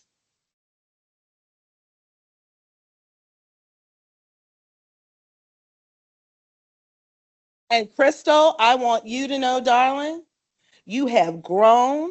Dr. Dabrowski is proud of you. I am proud of you. You need to know that anybody who said, well, I don't know, can Crystal do this? When I check in with them now, they say not only can she do it, but she is doing it.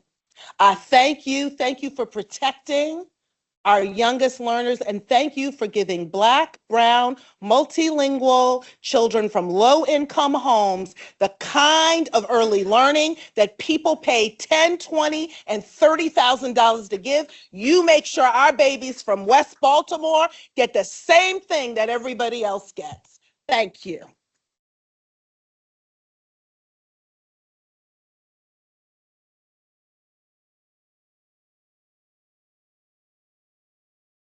And Executive Director, Special Education, Lori Lynn Sutton. Is Lori Lynn here? Oh, she's remote. Are you remote, Lori Lynn? Say something. Oh, she might not be able to? Oh, okay. So anyway, this is yours, Lori Lynn, right here. And Lori Lynn Sutton has been with City Schools for more than 14 years. And in each role that she has served, she models when you are made master of a few, you will one day be made master of much. And whatever position Lori Lynn has been in, she has done it with diligence. She is one of the few people that principals like Mark Martin actually trust. She is one of the people, yeah, Mark Martin, I called your name again. She is one of the few people who can negotiate the rigidity of compliance with what schools need. And she is the perfect person to lead special education in a way that we are now digging underneath the kinds of experiences young people need to have and coordinating across departments in ways that have never been true in this district. So Lori Lynn, I thank you. And even if you can't say anything, know that I appreciate you doing the hard work behind the scenes, and I look forward to seeing where we will go under your leadership in special education. Congratulations.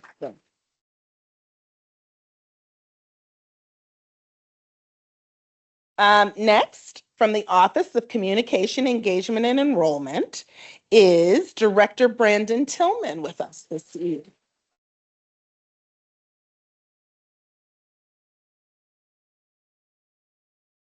Now, a lot of people don't understand that Director Tillman is not only over a complex system of enrollment choice and transfer, but that Brandon does it with maintaining professionalism.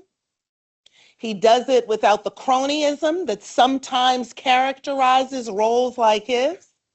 And on top of all of that, he's the one who's got to get a call from the CEO saying, Brandon, I was in the supermarket and somebody said we didn't get back to them. Or, Brandon, I was in a meeting with the new elected who'd like to know his or her options, and I only trust them to you. And each and every time you come through, not just for me, but you come through on the side of equity. You bring data that a lot of people don't like, Brandon. They'll say there's no room, and Brandon Tillman and his chief will go walk a building and find there is room, but somebody may not want to take a child. That takes courage. That takes the ability to say, it's not just that I wear a director tag, I am here for children. And so, Brandon, I thank you for all those calls that you always so professionally respond, and you always give me that smile. But just know that behind that smile, I know you take hits, I know you take arrows, but you do not bend when it comes to protecting our children. So thank you, Brandon.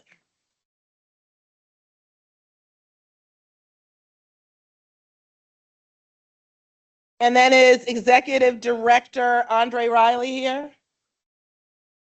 Come on, Andre.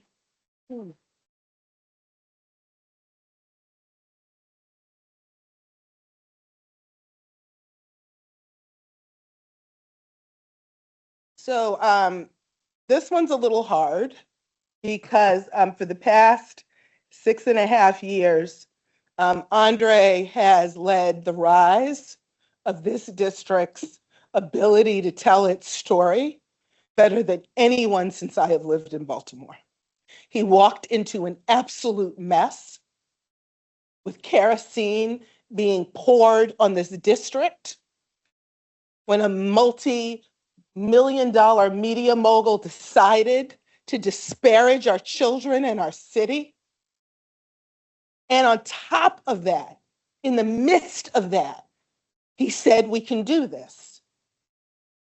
We have Emmy nominations. We have a website that has won multiple awards. And the part you all don't see is that he takes my calls at 11:30 at night when I am scrolling and I say, Andre, what is this?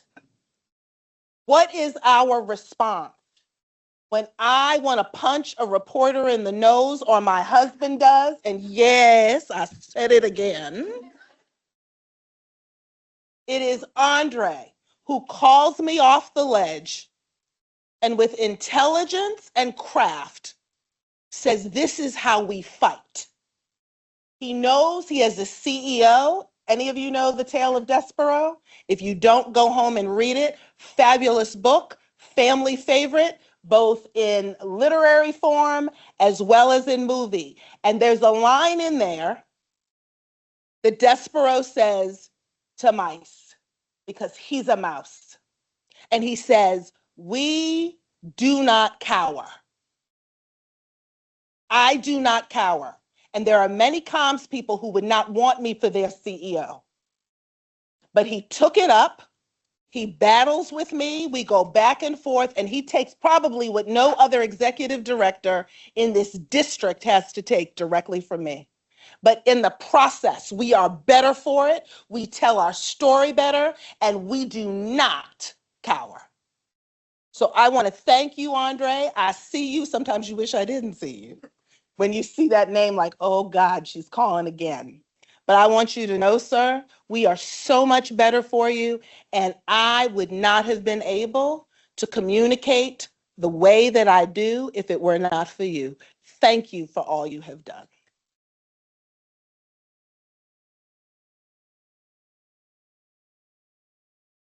And I am moving through. I did warn the board chair and vice chair. I think I'm almost done. Am I? Oh, well, not quite.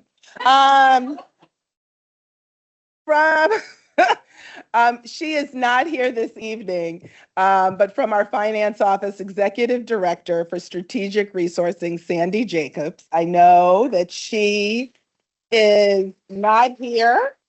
I know that she has colleagues. I'll just show it. Sandy, here's yours. So when you see the video, Sandy, I just want you to know that we would not have been able to navigate implementation of the blueprint.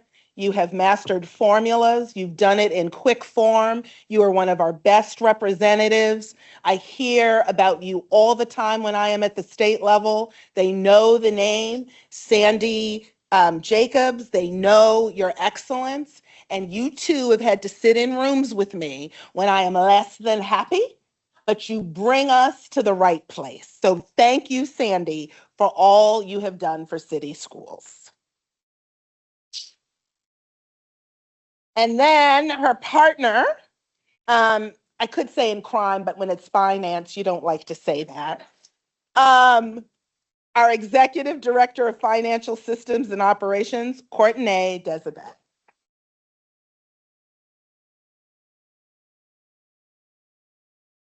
Now, Courtney has served in city schools for 11 years.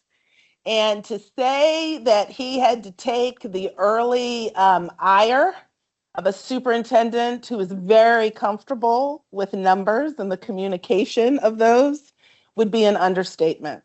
But Courtney has brought a level of excellence to his work.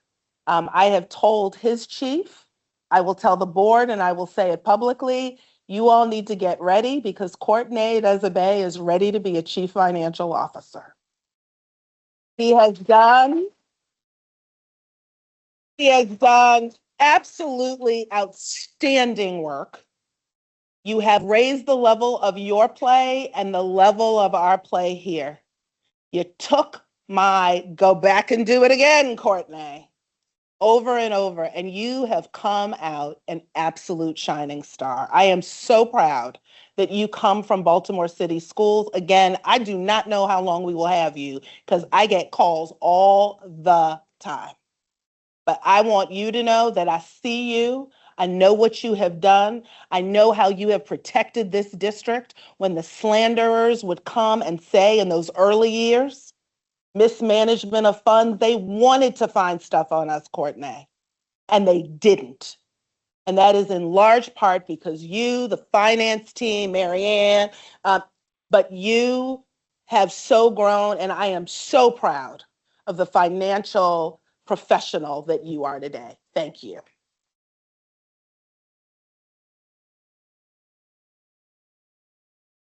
Okay, I'm trying to hurry. Senior Director of Transportation, Jacinta Hughes.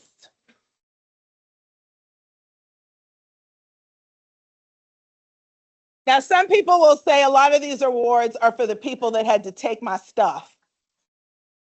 And in Jacinta's case, that is probably true. As the head of transportation, this is not easy in a role that is underfunded, with increasing and escalating costs, that requires a level of complexity that frankly turns away the cowards. You bravely jump in, whether it's driving a bus when your CEO wants middle school kids to be able to have sports. You got in with your people and you made sure kids got there. But on top of that, you take the push that even with all you do, we need to get better. And you always do it. Sometimes the smile is a shaky smile, but you still smile. And I want you to know I appreciate you. I appreciate you as the leader that you are. And our district is better because of you having led here. Thank you, Jacinta.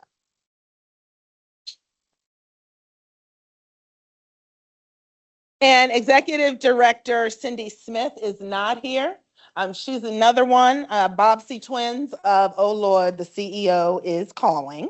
But I want to thank Cindy just for her yeoman's work, woman's work with our building project, 21st Century Schools, and the schools that we built. Oh, look at that. Lisa's coming. Oh, come on now. You can take it. I know you do. So I just want to thank Cindy just for all of her work all the time. But again, she is on vacation. And then next, Executive Director Monique Romo.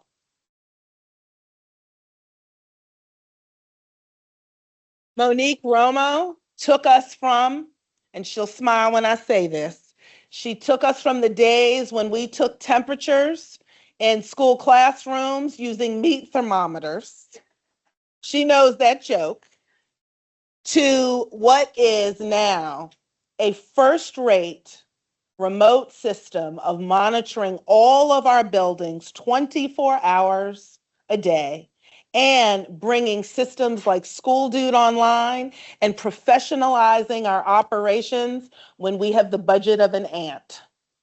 So I want to thank you, Monique. You too have to take my calls. I mean, even a couple of hours ago, I was like, Monique, where are the people? And you are on it. So I want to thank you, my dear, for all that you have done for city schools and all that you've done for me. Thank you.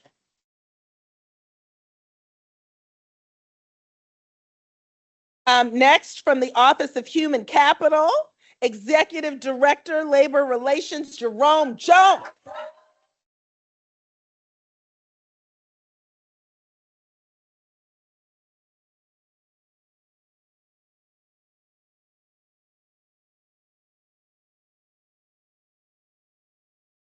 So let me tell you something. This brother, woo, 21 years, we get to leave together. He runs miles and miles, and he does it because he takes on probably as much as anybody in the system. He sees the underbelly of some of the work. He does the work other people don't want to do. But he does it with a diligence and a push towards excellence. Jerome has walked me through complex situations. Offboarding is not what people want to do. Labor relations are not what most people want to do. Being able to navigate complex personnel lawsuits is not what most people want to do. But Jerome Jones knows that if you are going to have an excellent organization, you must have somebody with the spine, the courage, the fortitude, and the diligence to do some of the stuff that isn't pretty. But the way you do it, which is why you heard that applause, is because there is not a person, a leader in this organization who has not gone to you and been able to walk through difficult times. You have served well, and I am so glad, brother, I don't have to do this job without you. Congratulations. I appreciate you.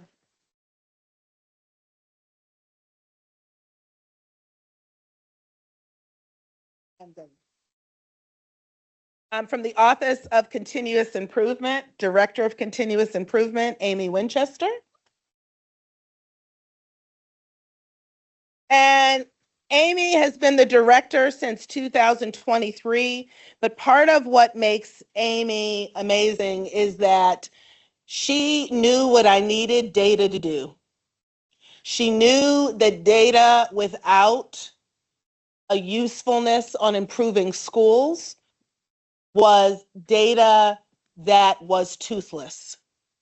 She took the data, she gave it life, and the results in some of the most complex areas of focus are where we have some of the greatest growth.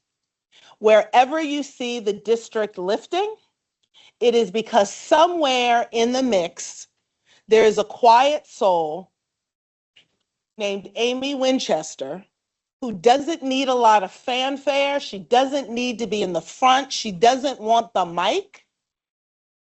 But she knows that unless data makes lives better for kids, it's not really the true purpose of data. So Amy, I want to thank you for carrying not only the vision, but the spirit and the implementation of continuous improvement. You have served well, my friend.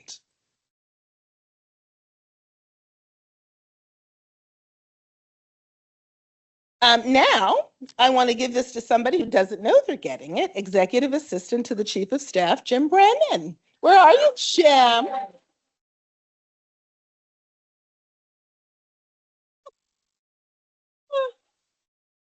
So Jim is always writing blurbs for everybody else, so we had to hide his.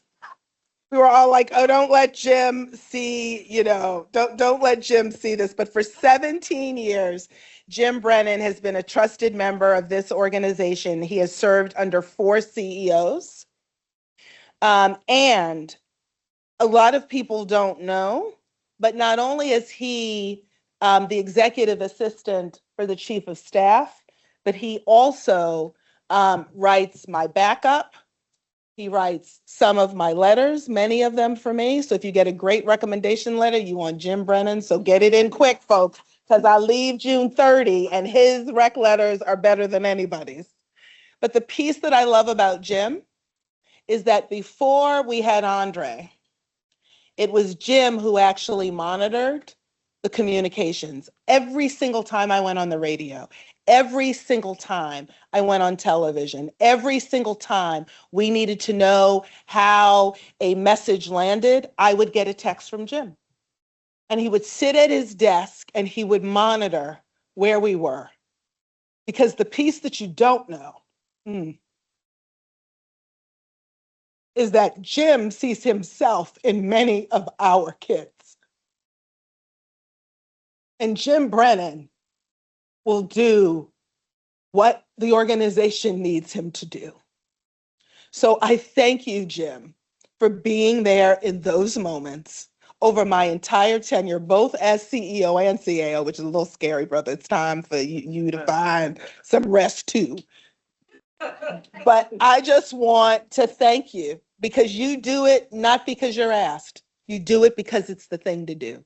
So thank you, Jim.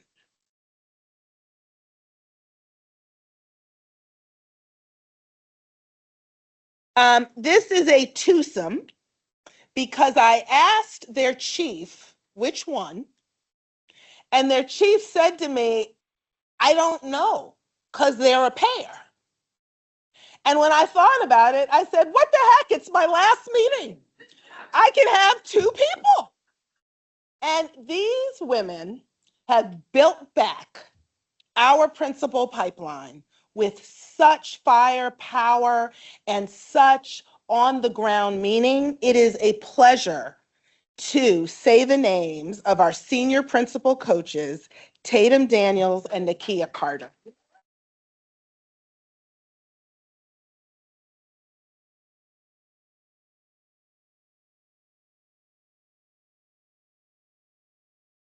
And let me tell you what I love about these women is they actually, when you sit around a table talking about principal evaluation discussions and you're not used to being in the room, it would have been very easy for them to shirk in the background. But I remember they were very, very quiet at the very beginning. But these women watch every single fellow They don't just go by what's on paper. They go to classrooms, they go to their schools, they interview them, they coach them, they watch them. And so when they sit in that room full of chiefs and ILEDs and all these other people who I know were giving you looks like, so what are you doing here? Let me tell you, they open their mouth with the real data, with the real knowledge of schools, and they command respect, not only for themselves, but for the position of school leader. We had no bench before you all. We had no coaching. We had first and second year principals who thought we had left them in a dustbin. And now we have other principals asking, how can we get these two women to give us feedback? You sit at that table and you are the voices I want to hear from. It is not about role. It is not about position. It's not about title. It's about doing the work. And you do the work. You have grown beautifully. Don't you let anybody ever put you in a corner. And you know what you know, and you do it well. I am blessed that you were here when we needed to build back our principal pipeline. Thank you, ladies, for your joint work together.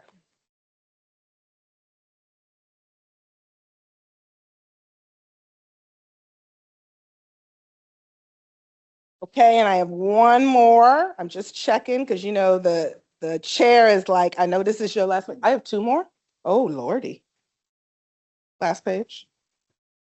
Yes, after this, that's the last page. Oh. I don't think so. Oh. No, I did that. I did this person. Did this person, this person. Aisle 1. It is assistance aisle 1. What? Oh, yes, thank you. Oh my God, what am I gonna do when I don't have all these people to assist me? Oh my God. All right, so the next person is actually someone who, when I first brought her name up, people said to me, a couple people said, well, you know, she's not like fully on our staff and I don't know how that's gonna stand. And I said, I don't care. And the reason why I said I don't care is because Laura Doherty, despite being the wife of Chris Doherty, is an amazing woman. And because I feel as if she models what partnership in the work looks like. And when crazy happens, it is Laura who actually anchors me. I love that she models what it means to use charter dollars to increase instruction and direct service to children. I love that I can call her if one of her schools is not where it needs to be. She doesn't say, sorry, that's not your jurisdiction. She doesn't make excuses. I call her, she makes sure it's fixed. When I need someone to take on existing schools, not start new ones. And with all due respect, a lot of people can start new ones, but there are not a lot of people who know how to turn a school around. And when I call Laura Doherty, I think I called you like 3 times in my tenure. And I said, we do not know what to do with this school. We do not have the capacity. Will you take it on? Each and every time she has taken the school. She has told me don't call again. But I just want you to know, when people ask, can charters work in Baltimore City, I tell them to call Laura Doherty. And for the record, before all this hoopla about science of reading, before everyone got on board, Laura Doherty did not bend at the altar of the guided reading, kids figure it out cult. She knew for a long time that children need direct, explicit instruction, and the children who come from poverty need it more than anybody else. You have stood And I thank you for all the quiet phone calls. And I know you hate being out front, but I don't care because you are tonight. Thank you, Laura Doherty.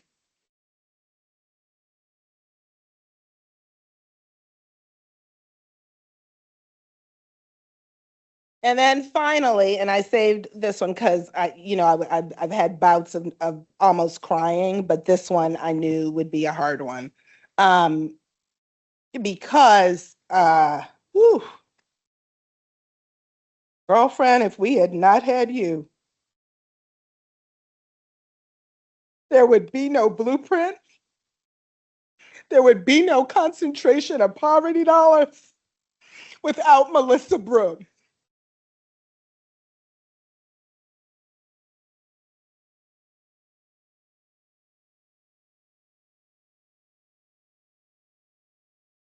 It's good, wasn't I? I can say this one.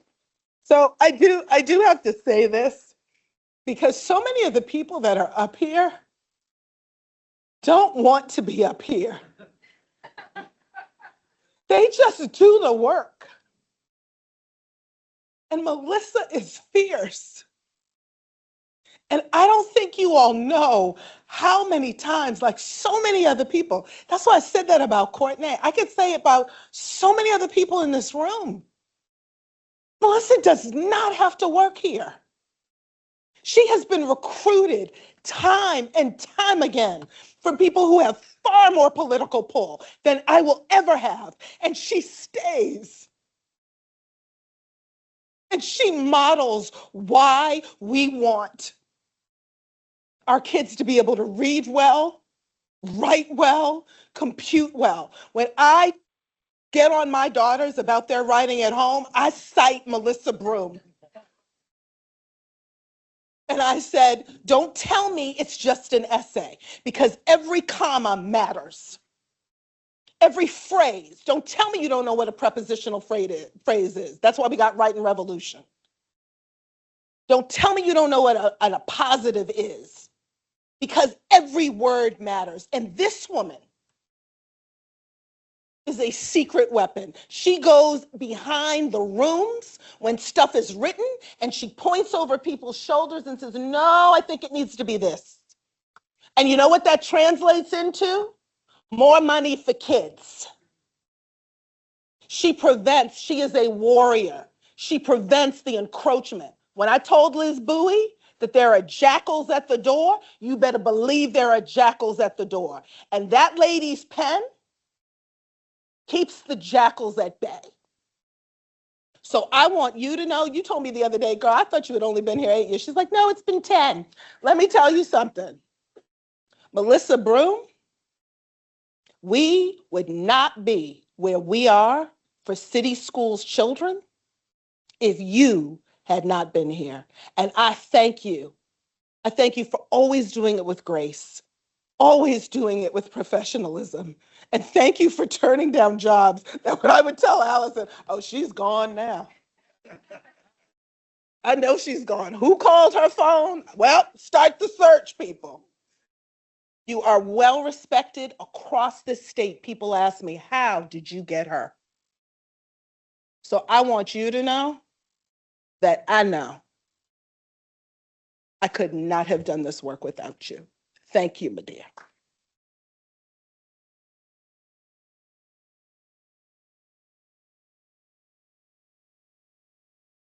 So we're now at the end, and I'm not going to take a whole lot of time, but I do need to just go back this once. Oh God, and we have to do the PAP, don't we?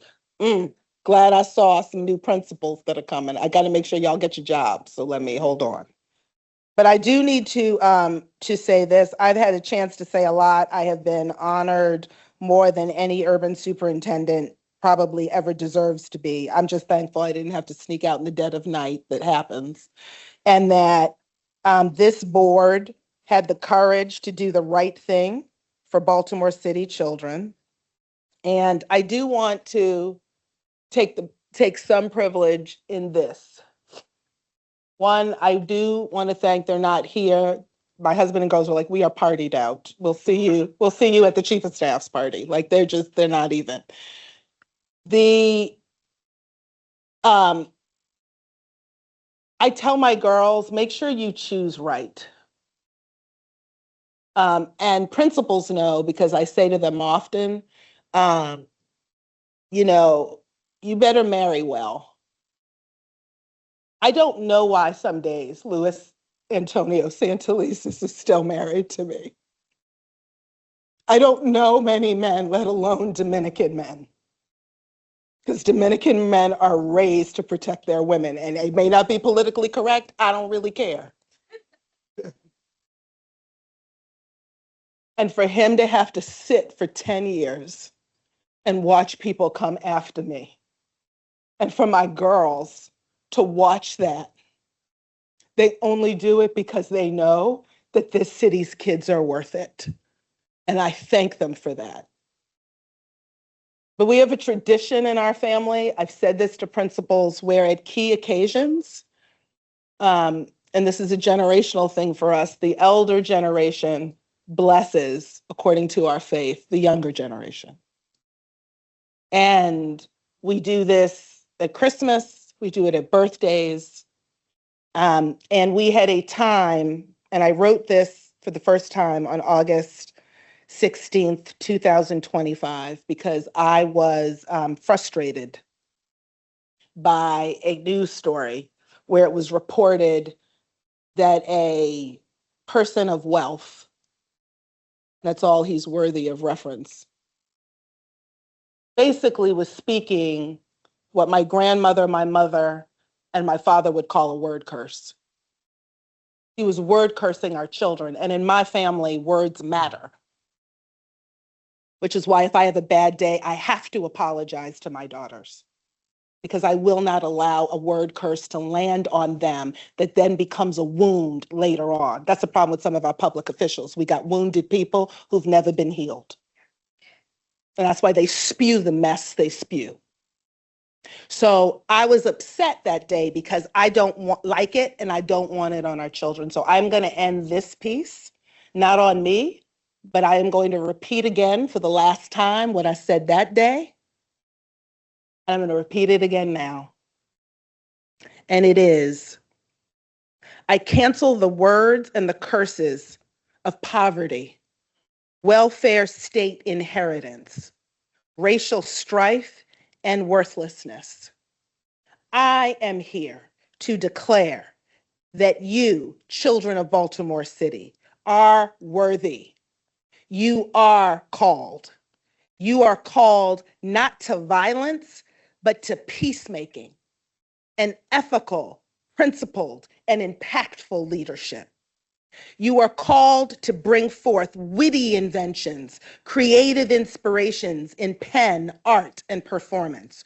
You are called to bring your mathematical and scientific insights to bless others. You are called to display an excellence of character and commitment to family and community that too many adults have failed in modeling for you. I declare that every voice or word that calls you out of this great purpose is a lie. Whether from the voice of a peer, a family member, or a media mogul, you are gems brimming with potential, and that potential will be filled. Thank you.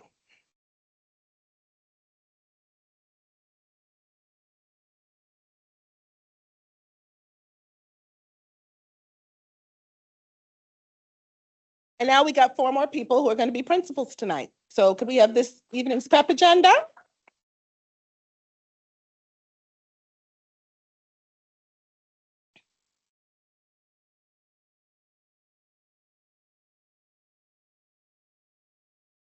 Thank you, Dr. Santelises. Good evening, commissioners. If you are on tonight's PEP agenda, if you could please stand when I read your name so that we can acknowledge you. From the Office of the Chief Academic Officer, an interim appointment recommended that Alexandra Clough, currently Educational Specialist 2, Gifted and Advanced Learning, be appointed Interim Coordinator, Gifted and Advanced Learning, effective May 16th, 2026 through September 14th, 2026.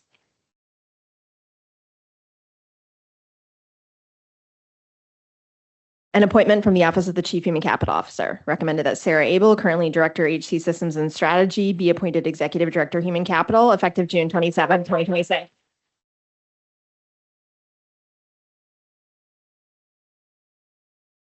An appointment from the Office of the Chief Legal Officer. Recommended that Caitlin Barnes, currently Assistant Counsel, be appointed Special Advisor, Office of Legal Counsel effective June 13th.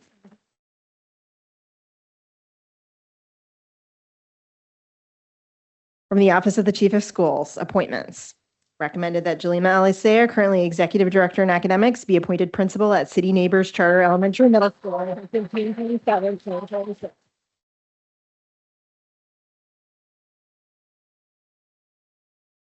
Recommended that Shantae Beard, currently Interim Principal at Westport Academy Elementary Middle, be appointed Assistant Principal at National Academy Foundation effective June 27, 2026.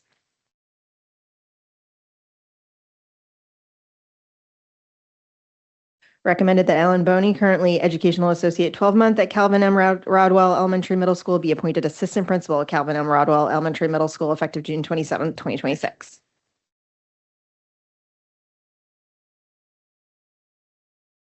Recommended that Cole Bishop, currently Principal Resident at Baltimore Design School, be appointed Assistant Principal at National Academy Foundation effective June 27, 2026.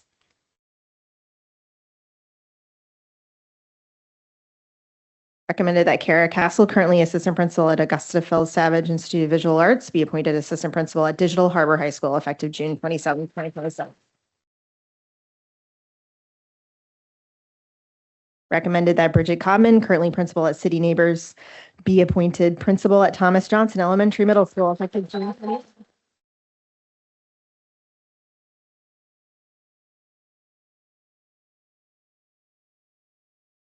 Recommended that Greg Holden, currently Assistant Principal at Baltimore Collegiate School for Boys, be appointed Assistant Principal at Stadium Middle School effective June 27, 2026.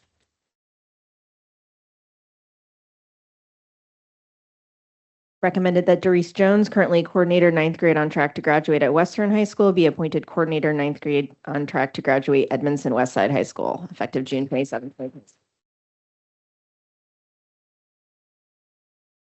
Recommended that Keisha Jordan, currently Assistant Principal at Park Heights Academy, be appointed Assistant Principal at Dr. Bernard Harris, effective June 27, 2026. Recommended that Brendan Joyner L., currently Associate Education Director at the Chimes School, be appointed Assistant Principal at Belmont Elementary School effective June 27, 2026.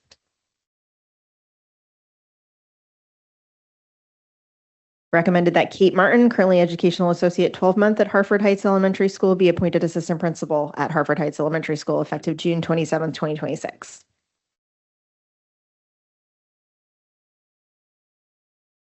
Recommended that Baba Ulamiji, currently Principal at Johnson Square Elementary School, be appointed Assistant Principal at Creative City Public Charter School effective June 27, 2026. Recommended that Abigail Pulliam, currently Principal Resident at Hamilton Elementary Middle School, be appointed Assistant Principal at Margaret Brent Elementary Middle School effective June 27, 2026. Recommended that Lorraine Richardson, currently Principal at New Song Academy Elementary Middle School, be appointed Assistant Principal at Dorothy I. Haight Elementary Middle School effective June 27, 2026.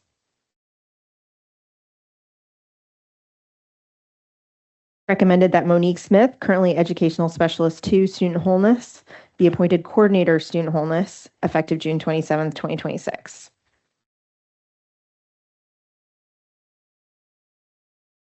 Recommended that Ronald Wooden, currently Principal at Old Post Road Elementary School in Harford County Public Schools, be appointed Principal Highlandtown Elementary Middle 215 effective June 27, 2026.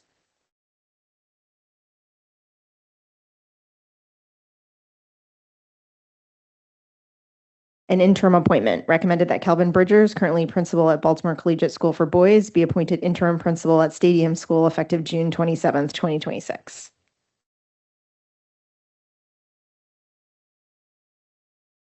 And external assignments. Recommended that Librina Hopkins, currently Educational Associate 12-month external assignment, be appointed Educational Associate 12-month external assignment, AFT Maryland, effective July 1st, 2026 to June 30th, 2027.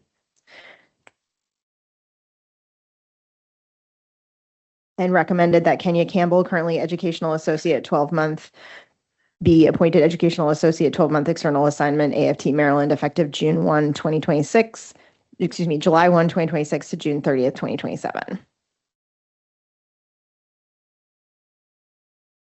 Congratulations on everyone's tonight's PEP agenda.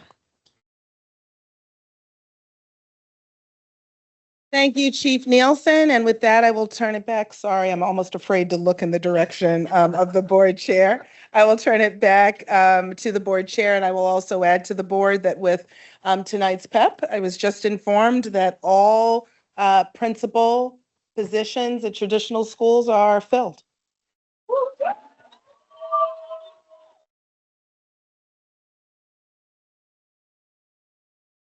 Remarkable news. So we're going to take just a brief moment from celebrations, a brief pause to do some business of the board, and we're going to get back to some celebrations. But I'll now review the consent agenda. Actually, I say that, and then I'd like for folks to stick around for just a moment as we do this brief business. So I'll review the consent agenda. Board colleagues, please let me know if you'd like an item removed, and please state your question for staff. 8.01, policy GBM. 14.01 Infinite Campus, 14.02 CDW Government LLC, 14.03 Government CDW Government LLC, 14.04 eDoctrine Corporation, 17.01 NCS Pearson, 18.01 ICE Miller, 18.02 Jackson Lewis, 18.03 Carney, Kellen, Bresler, Benner, and Shear. Is there a motion to approve the consent agenda? So moved, Kenyatta Bay. Thank you, Commissioner Kenyatta Bay. Is there a second? Second, Chicas Guzman. Thank you. All in favor, Vice Chair Parker, Yes. Commissioner Ames Messenger, Yes. Commissioner Chicas Guzman, Yes. Commissioner Coy, Yes. Commissioner Esposito. I'm so sorry, she's absent. Commissioner Kenyatta Bay, Yes. Commissioner Mohammed. No. Thank you. Commissioner Scott Woodruff, Yes. Commissioner Simmons. I'm sorry, he's absent. And I'm in favor. This motion passes.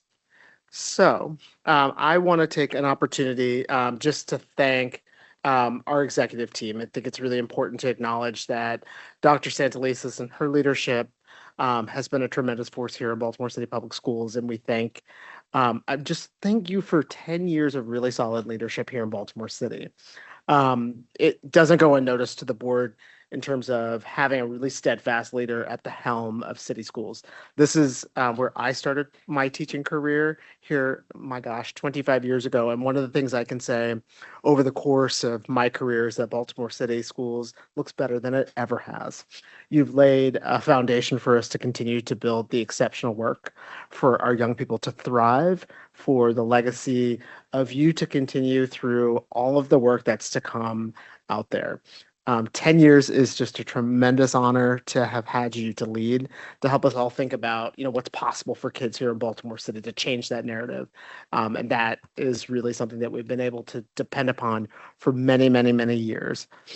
Before we get to a ceremonial thing that I think is definitely part of how we do it, I want to open up any comments for our board colleagues this evening before we move forward. Commissioner, I'm sorry, Yusuf.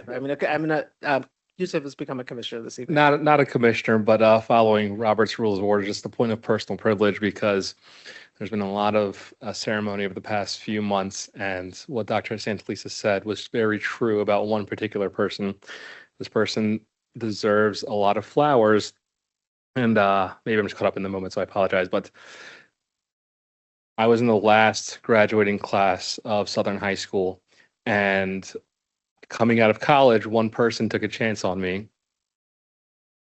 who hired me right out of college, who made me part of the team that passed paid sick leave and is a big part of the reason why I'm here today. And that is also Melissa Broom. So I just wanted to give you some more flowers.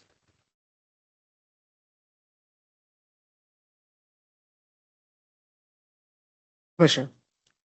I can jump in. For Dr. Santelises, the last 2 years have been a real journey for me, and it has been an immense pleasure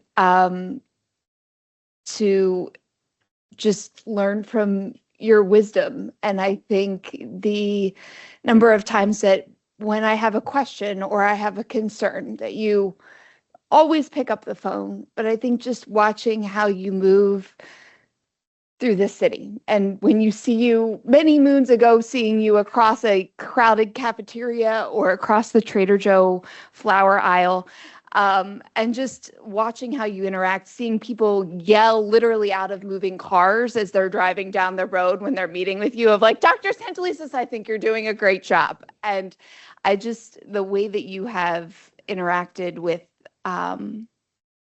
just the world of Baltimore and the community here, that you are always full of grace and joy and empathy and levelness. And I have just learned an immense amount about what it looks like to be a leader and to be a female in leadership, and for kids to be able to see that.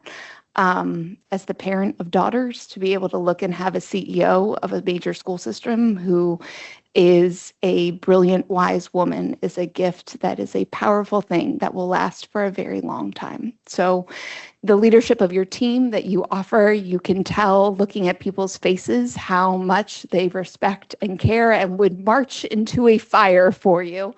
And that I think is the greatest thing to your credit. So that we should all be that lucky. So thank you.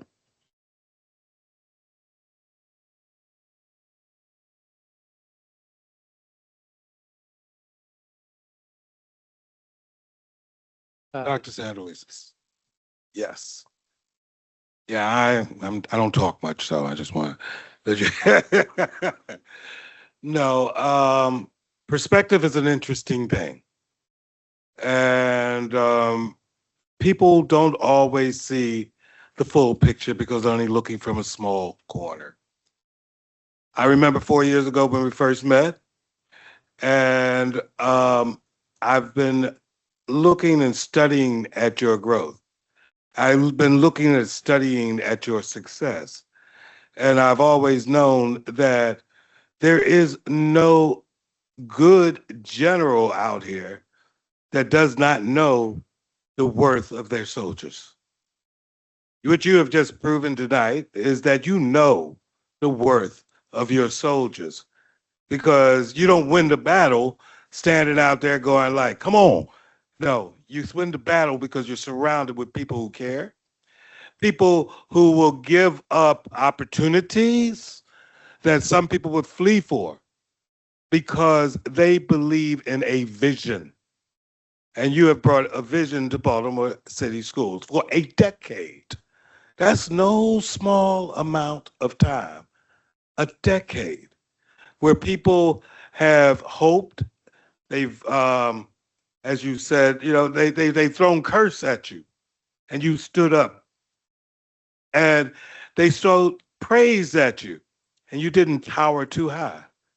I was a teacher at Patterson High School and they said, oh, Dr. Santelises is here. And everybody's running around going like, who's she? And as we've gone through this progress, as we've discussed philosophy, as we discussed vision, whoever will be blessed by your presence, Mama Bear, will be well protected and well schooled. I celebrate your 10 years because I've been here for every last one of them. I'm not on the board, but I've been here for every last one of them. And I've watched you. And the perspective of moving through there and seeing the different lights, it's like looking at a rare gem. And when you look at a rare gem, you hold it up and you look around and you see the different facets. And you got a lot of facets in you, girl. So I thank you for your work. And Baltimore City thanks you for your work.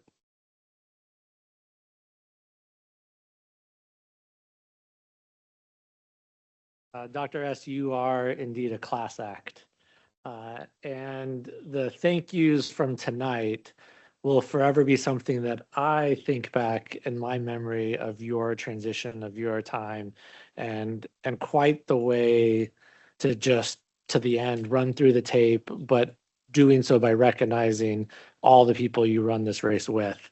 A year and a half ago, I gave you a book that has articulated for me something that really matters, and that's the infinite game.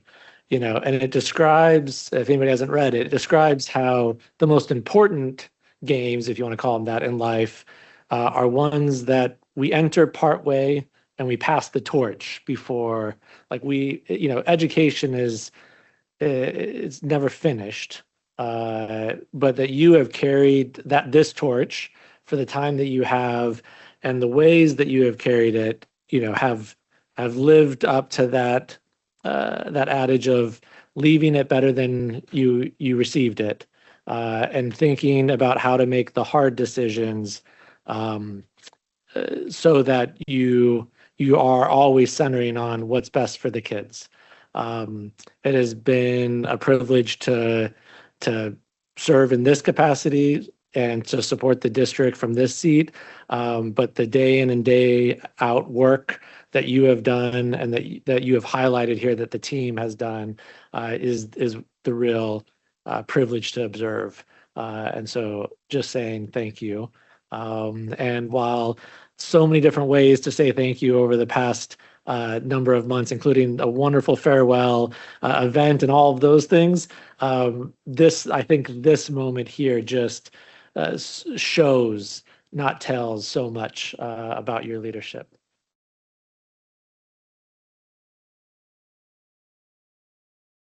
Dr. Santelises, I'll be brief, but I do just want to say thank you and for showing up and how you lead. You have a very high bar for excellence, which I think can be rare, but you make it look really easy, and not because it is easy, but because it's the right thing to do for kids and families. And so just a nod of a deep appreciation and gratitude for how you show up. So thank you.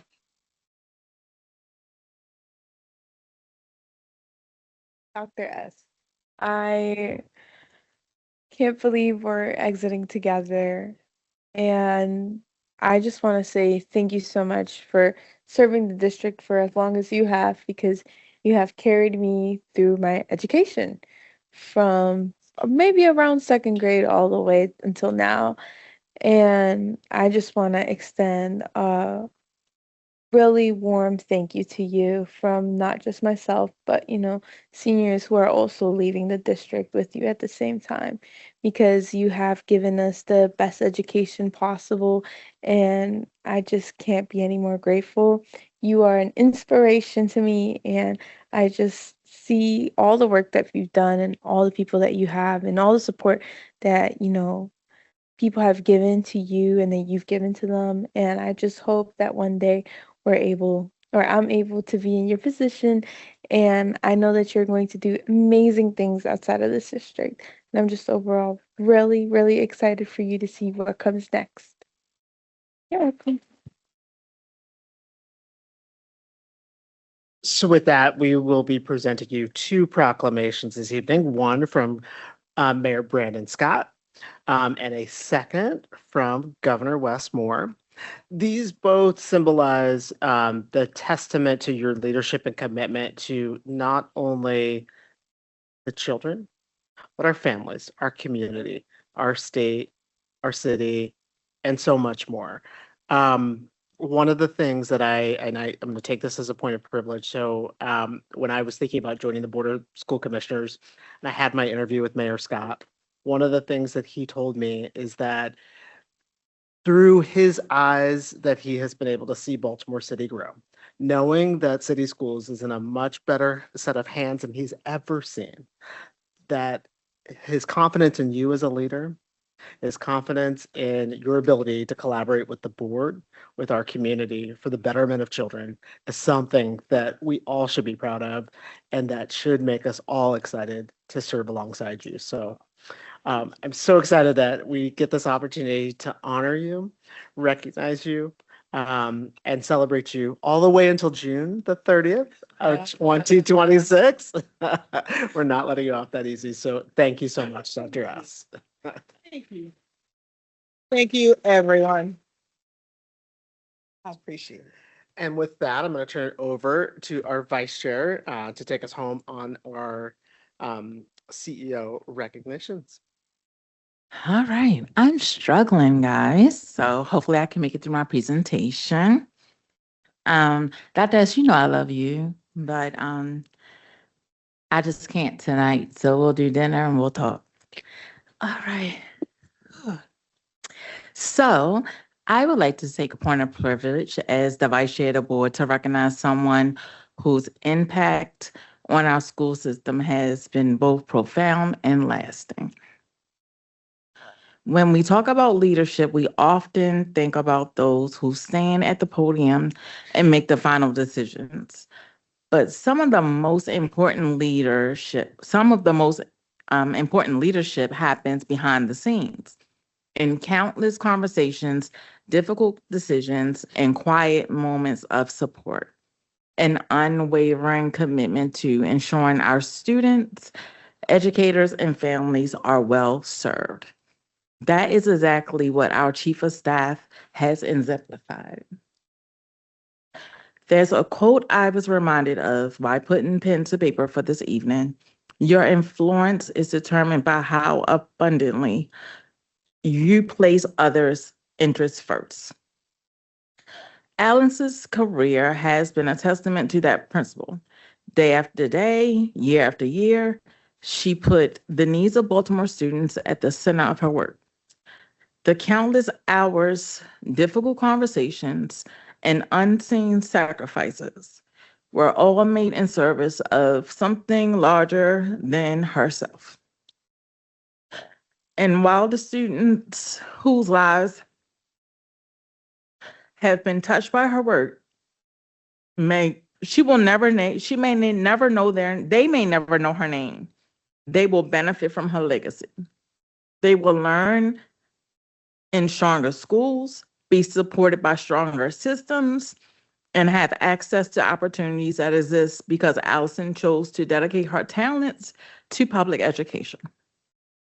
That's the remarkable thing about this work.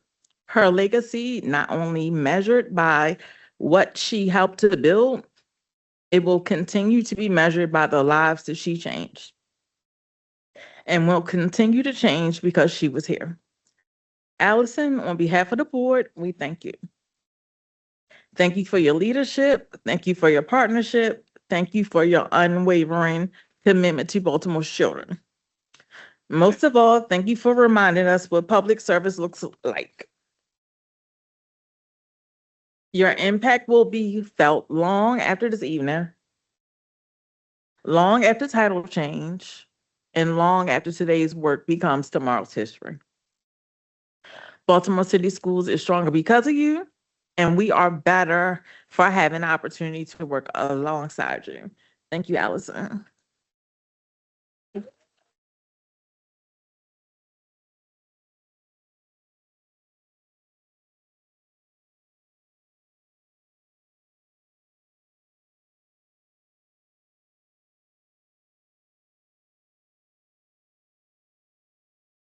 So I'm emotional because this has been like a journey. And I'll say it over and over and over and over. People do not know what this work is. This work is texting about snow at midnight. Is texting about whoever said what on a Sunday. It doesn't end because it's a Saturday. It doesn't end because it's a Friday night. We get texts all weekend.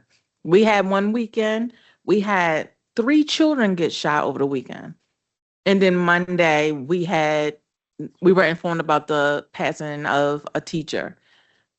It just does not end. And a lot of people don't see that. So I will tell you, this is nothing.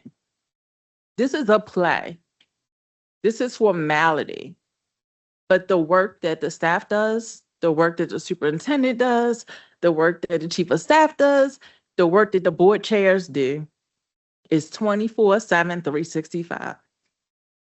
It's not 9 to 3, what I thought foolishly that school board would be. So I tell you, if you're not ready, because I know we have new people running and all of that kind of thing. If you're not ready for the work or to be serious about Baltimore City schools, you should stay home. Because this is real work. It's real. It's real. It's all day. You don't get a vacation. You know, and some of that work, I mean, we have to admit some of it is unhealthy. But it is. But however, it just is what it is. It's a calling. Like someone said earlier, you step up to this, right? I can reach out to Allison anytime. And it's not, she doesn't text me back 2-3 hours either. So I'm thankful for you. I'll say this one thing because we've been here all night. This is something I will never forget this about Allison. Maybe 30 years from now, I'll never forget it. So when I first became the vice chair, it was like a really stressful time. So many things kind of happening. And you know, Allison, she'd like blow you off. That ain't nothing. You know, like she kind of got a way about her. So, you know, so I'm like, oh, Allison, you know, this is a lot. This is a lot going on. She said, oh, don't worry about it.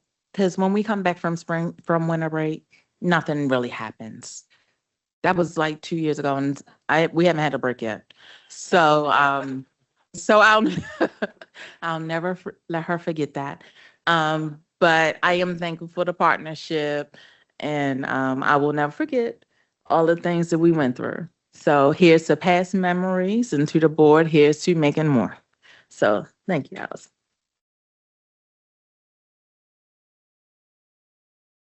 Floor is yours, Madam Chief of Staff. Thank you. Thank you so much. I really, it has been such a pleasure to serve at City Schools.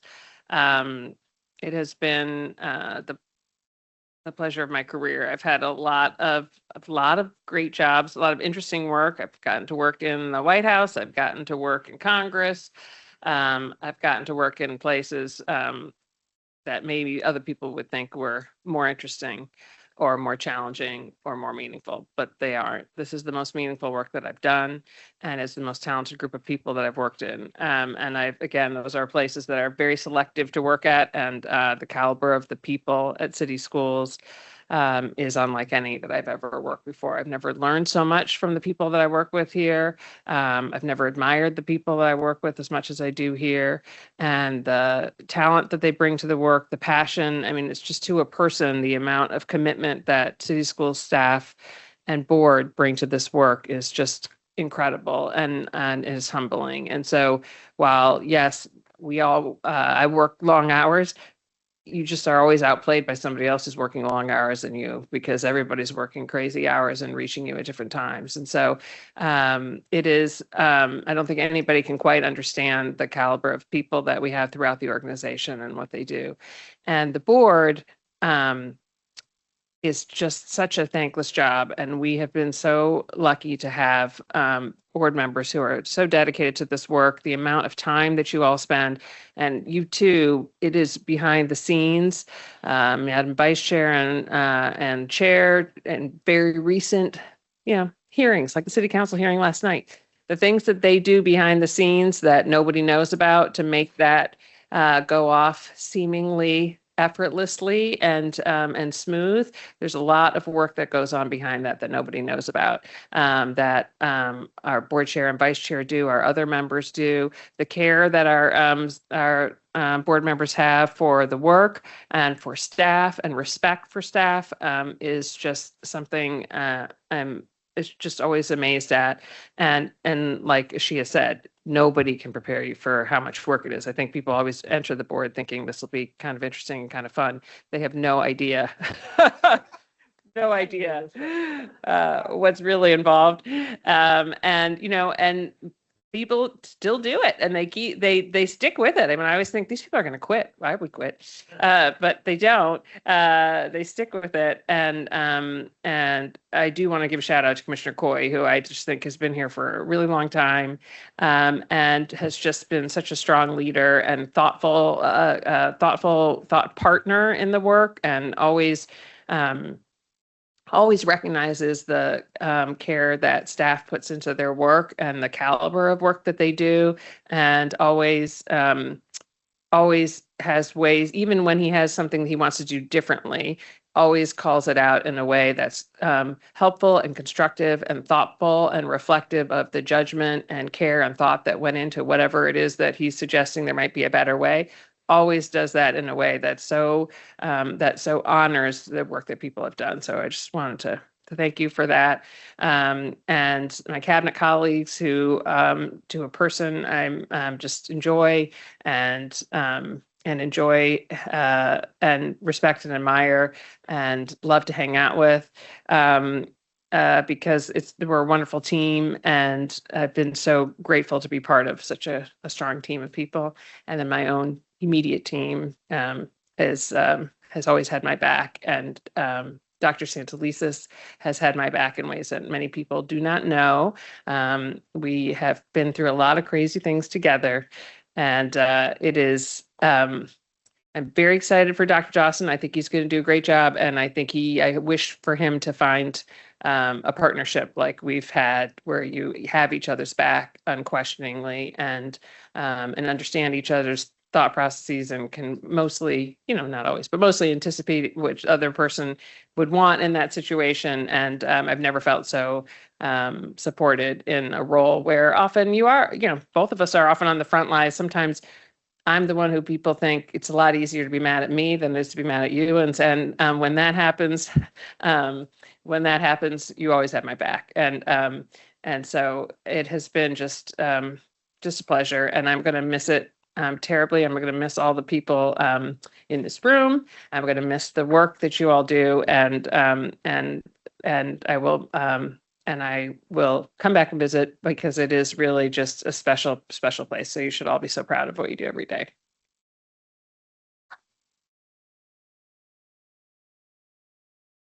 With that is a perfect note to wrap up our evening. I have housekeeping announcements. So ordinarily would have covered item 6.01, and I want to thank the staff for the work and care that they've put into item 6.01, which is our district goals update. We're going to handle that a little bit differently in terms of an update on a 4x4 for the board. That information is still going to be made publicly available so that our public can understand where we are in that information. What else do I have for you this evening?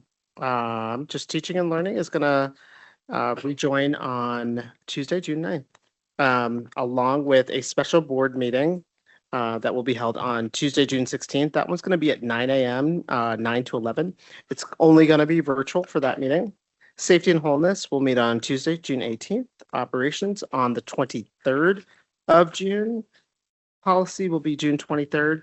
And then we'll have our next special board meeting on Tuesday, July 7th, 2026. With that, I have a special thank you for everybody and everybody for doing a lot of celebrations tonight, which were very well deserved, earned, and needed to be lifted up. Is there a motion to adjourn? So Is there a second? Thank you, Commissioner Scott Woodruff. All in favor, signal by saying aye. Aye. We stand adjourned.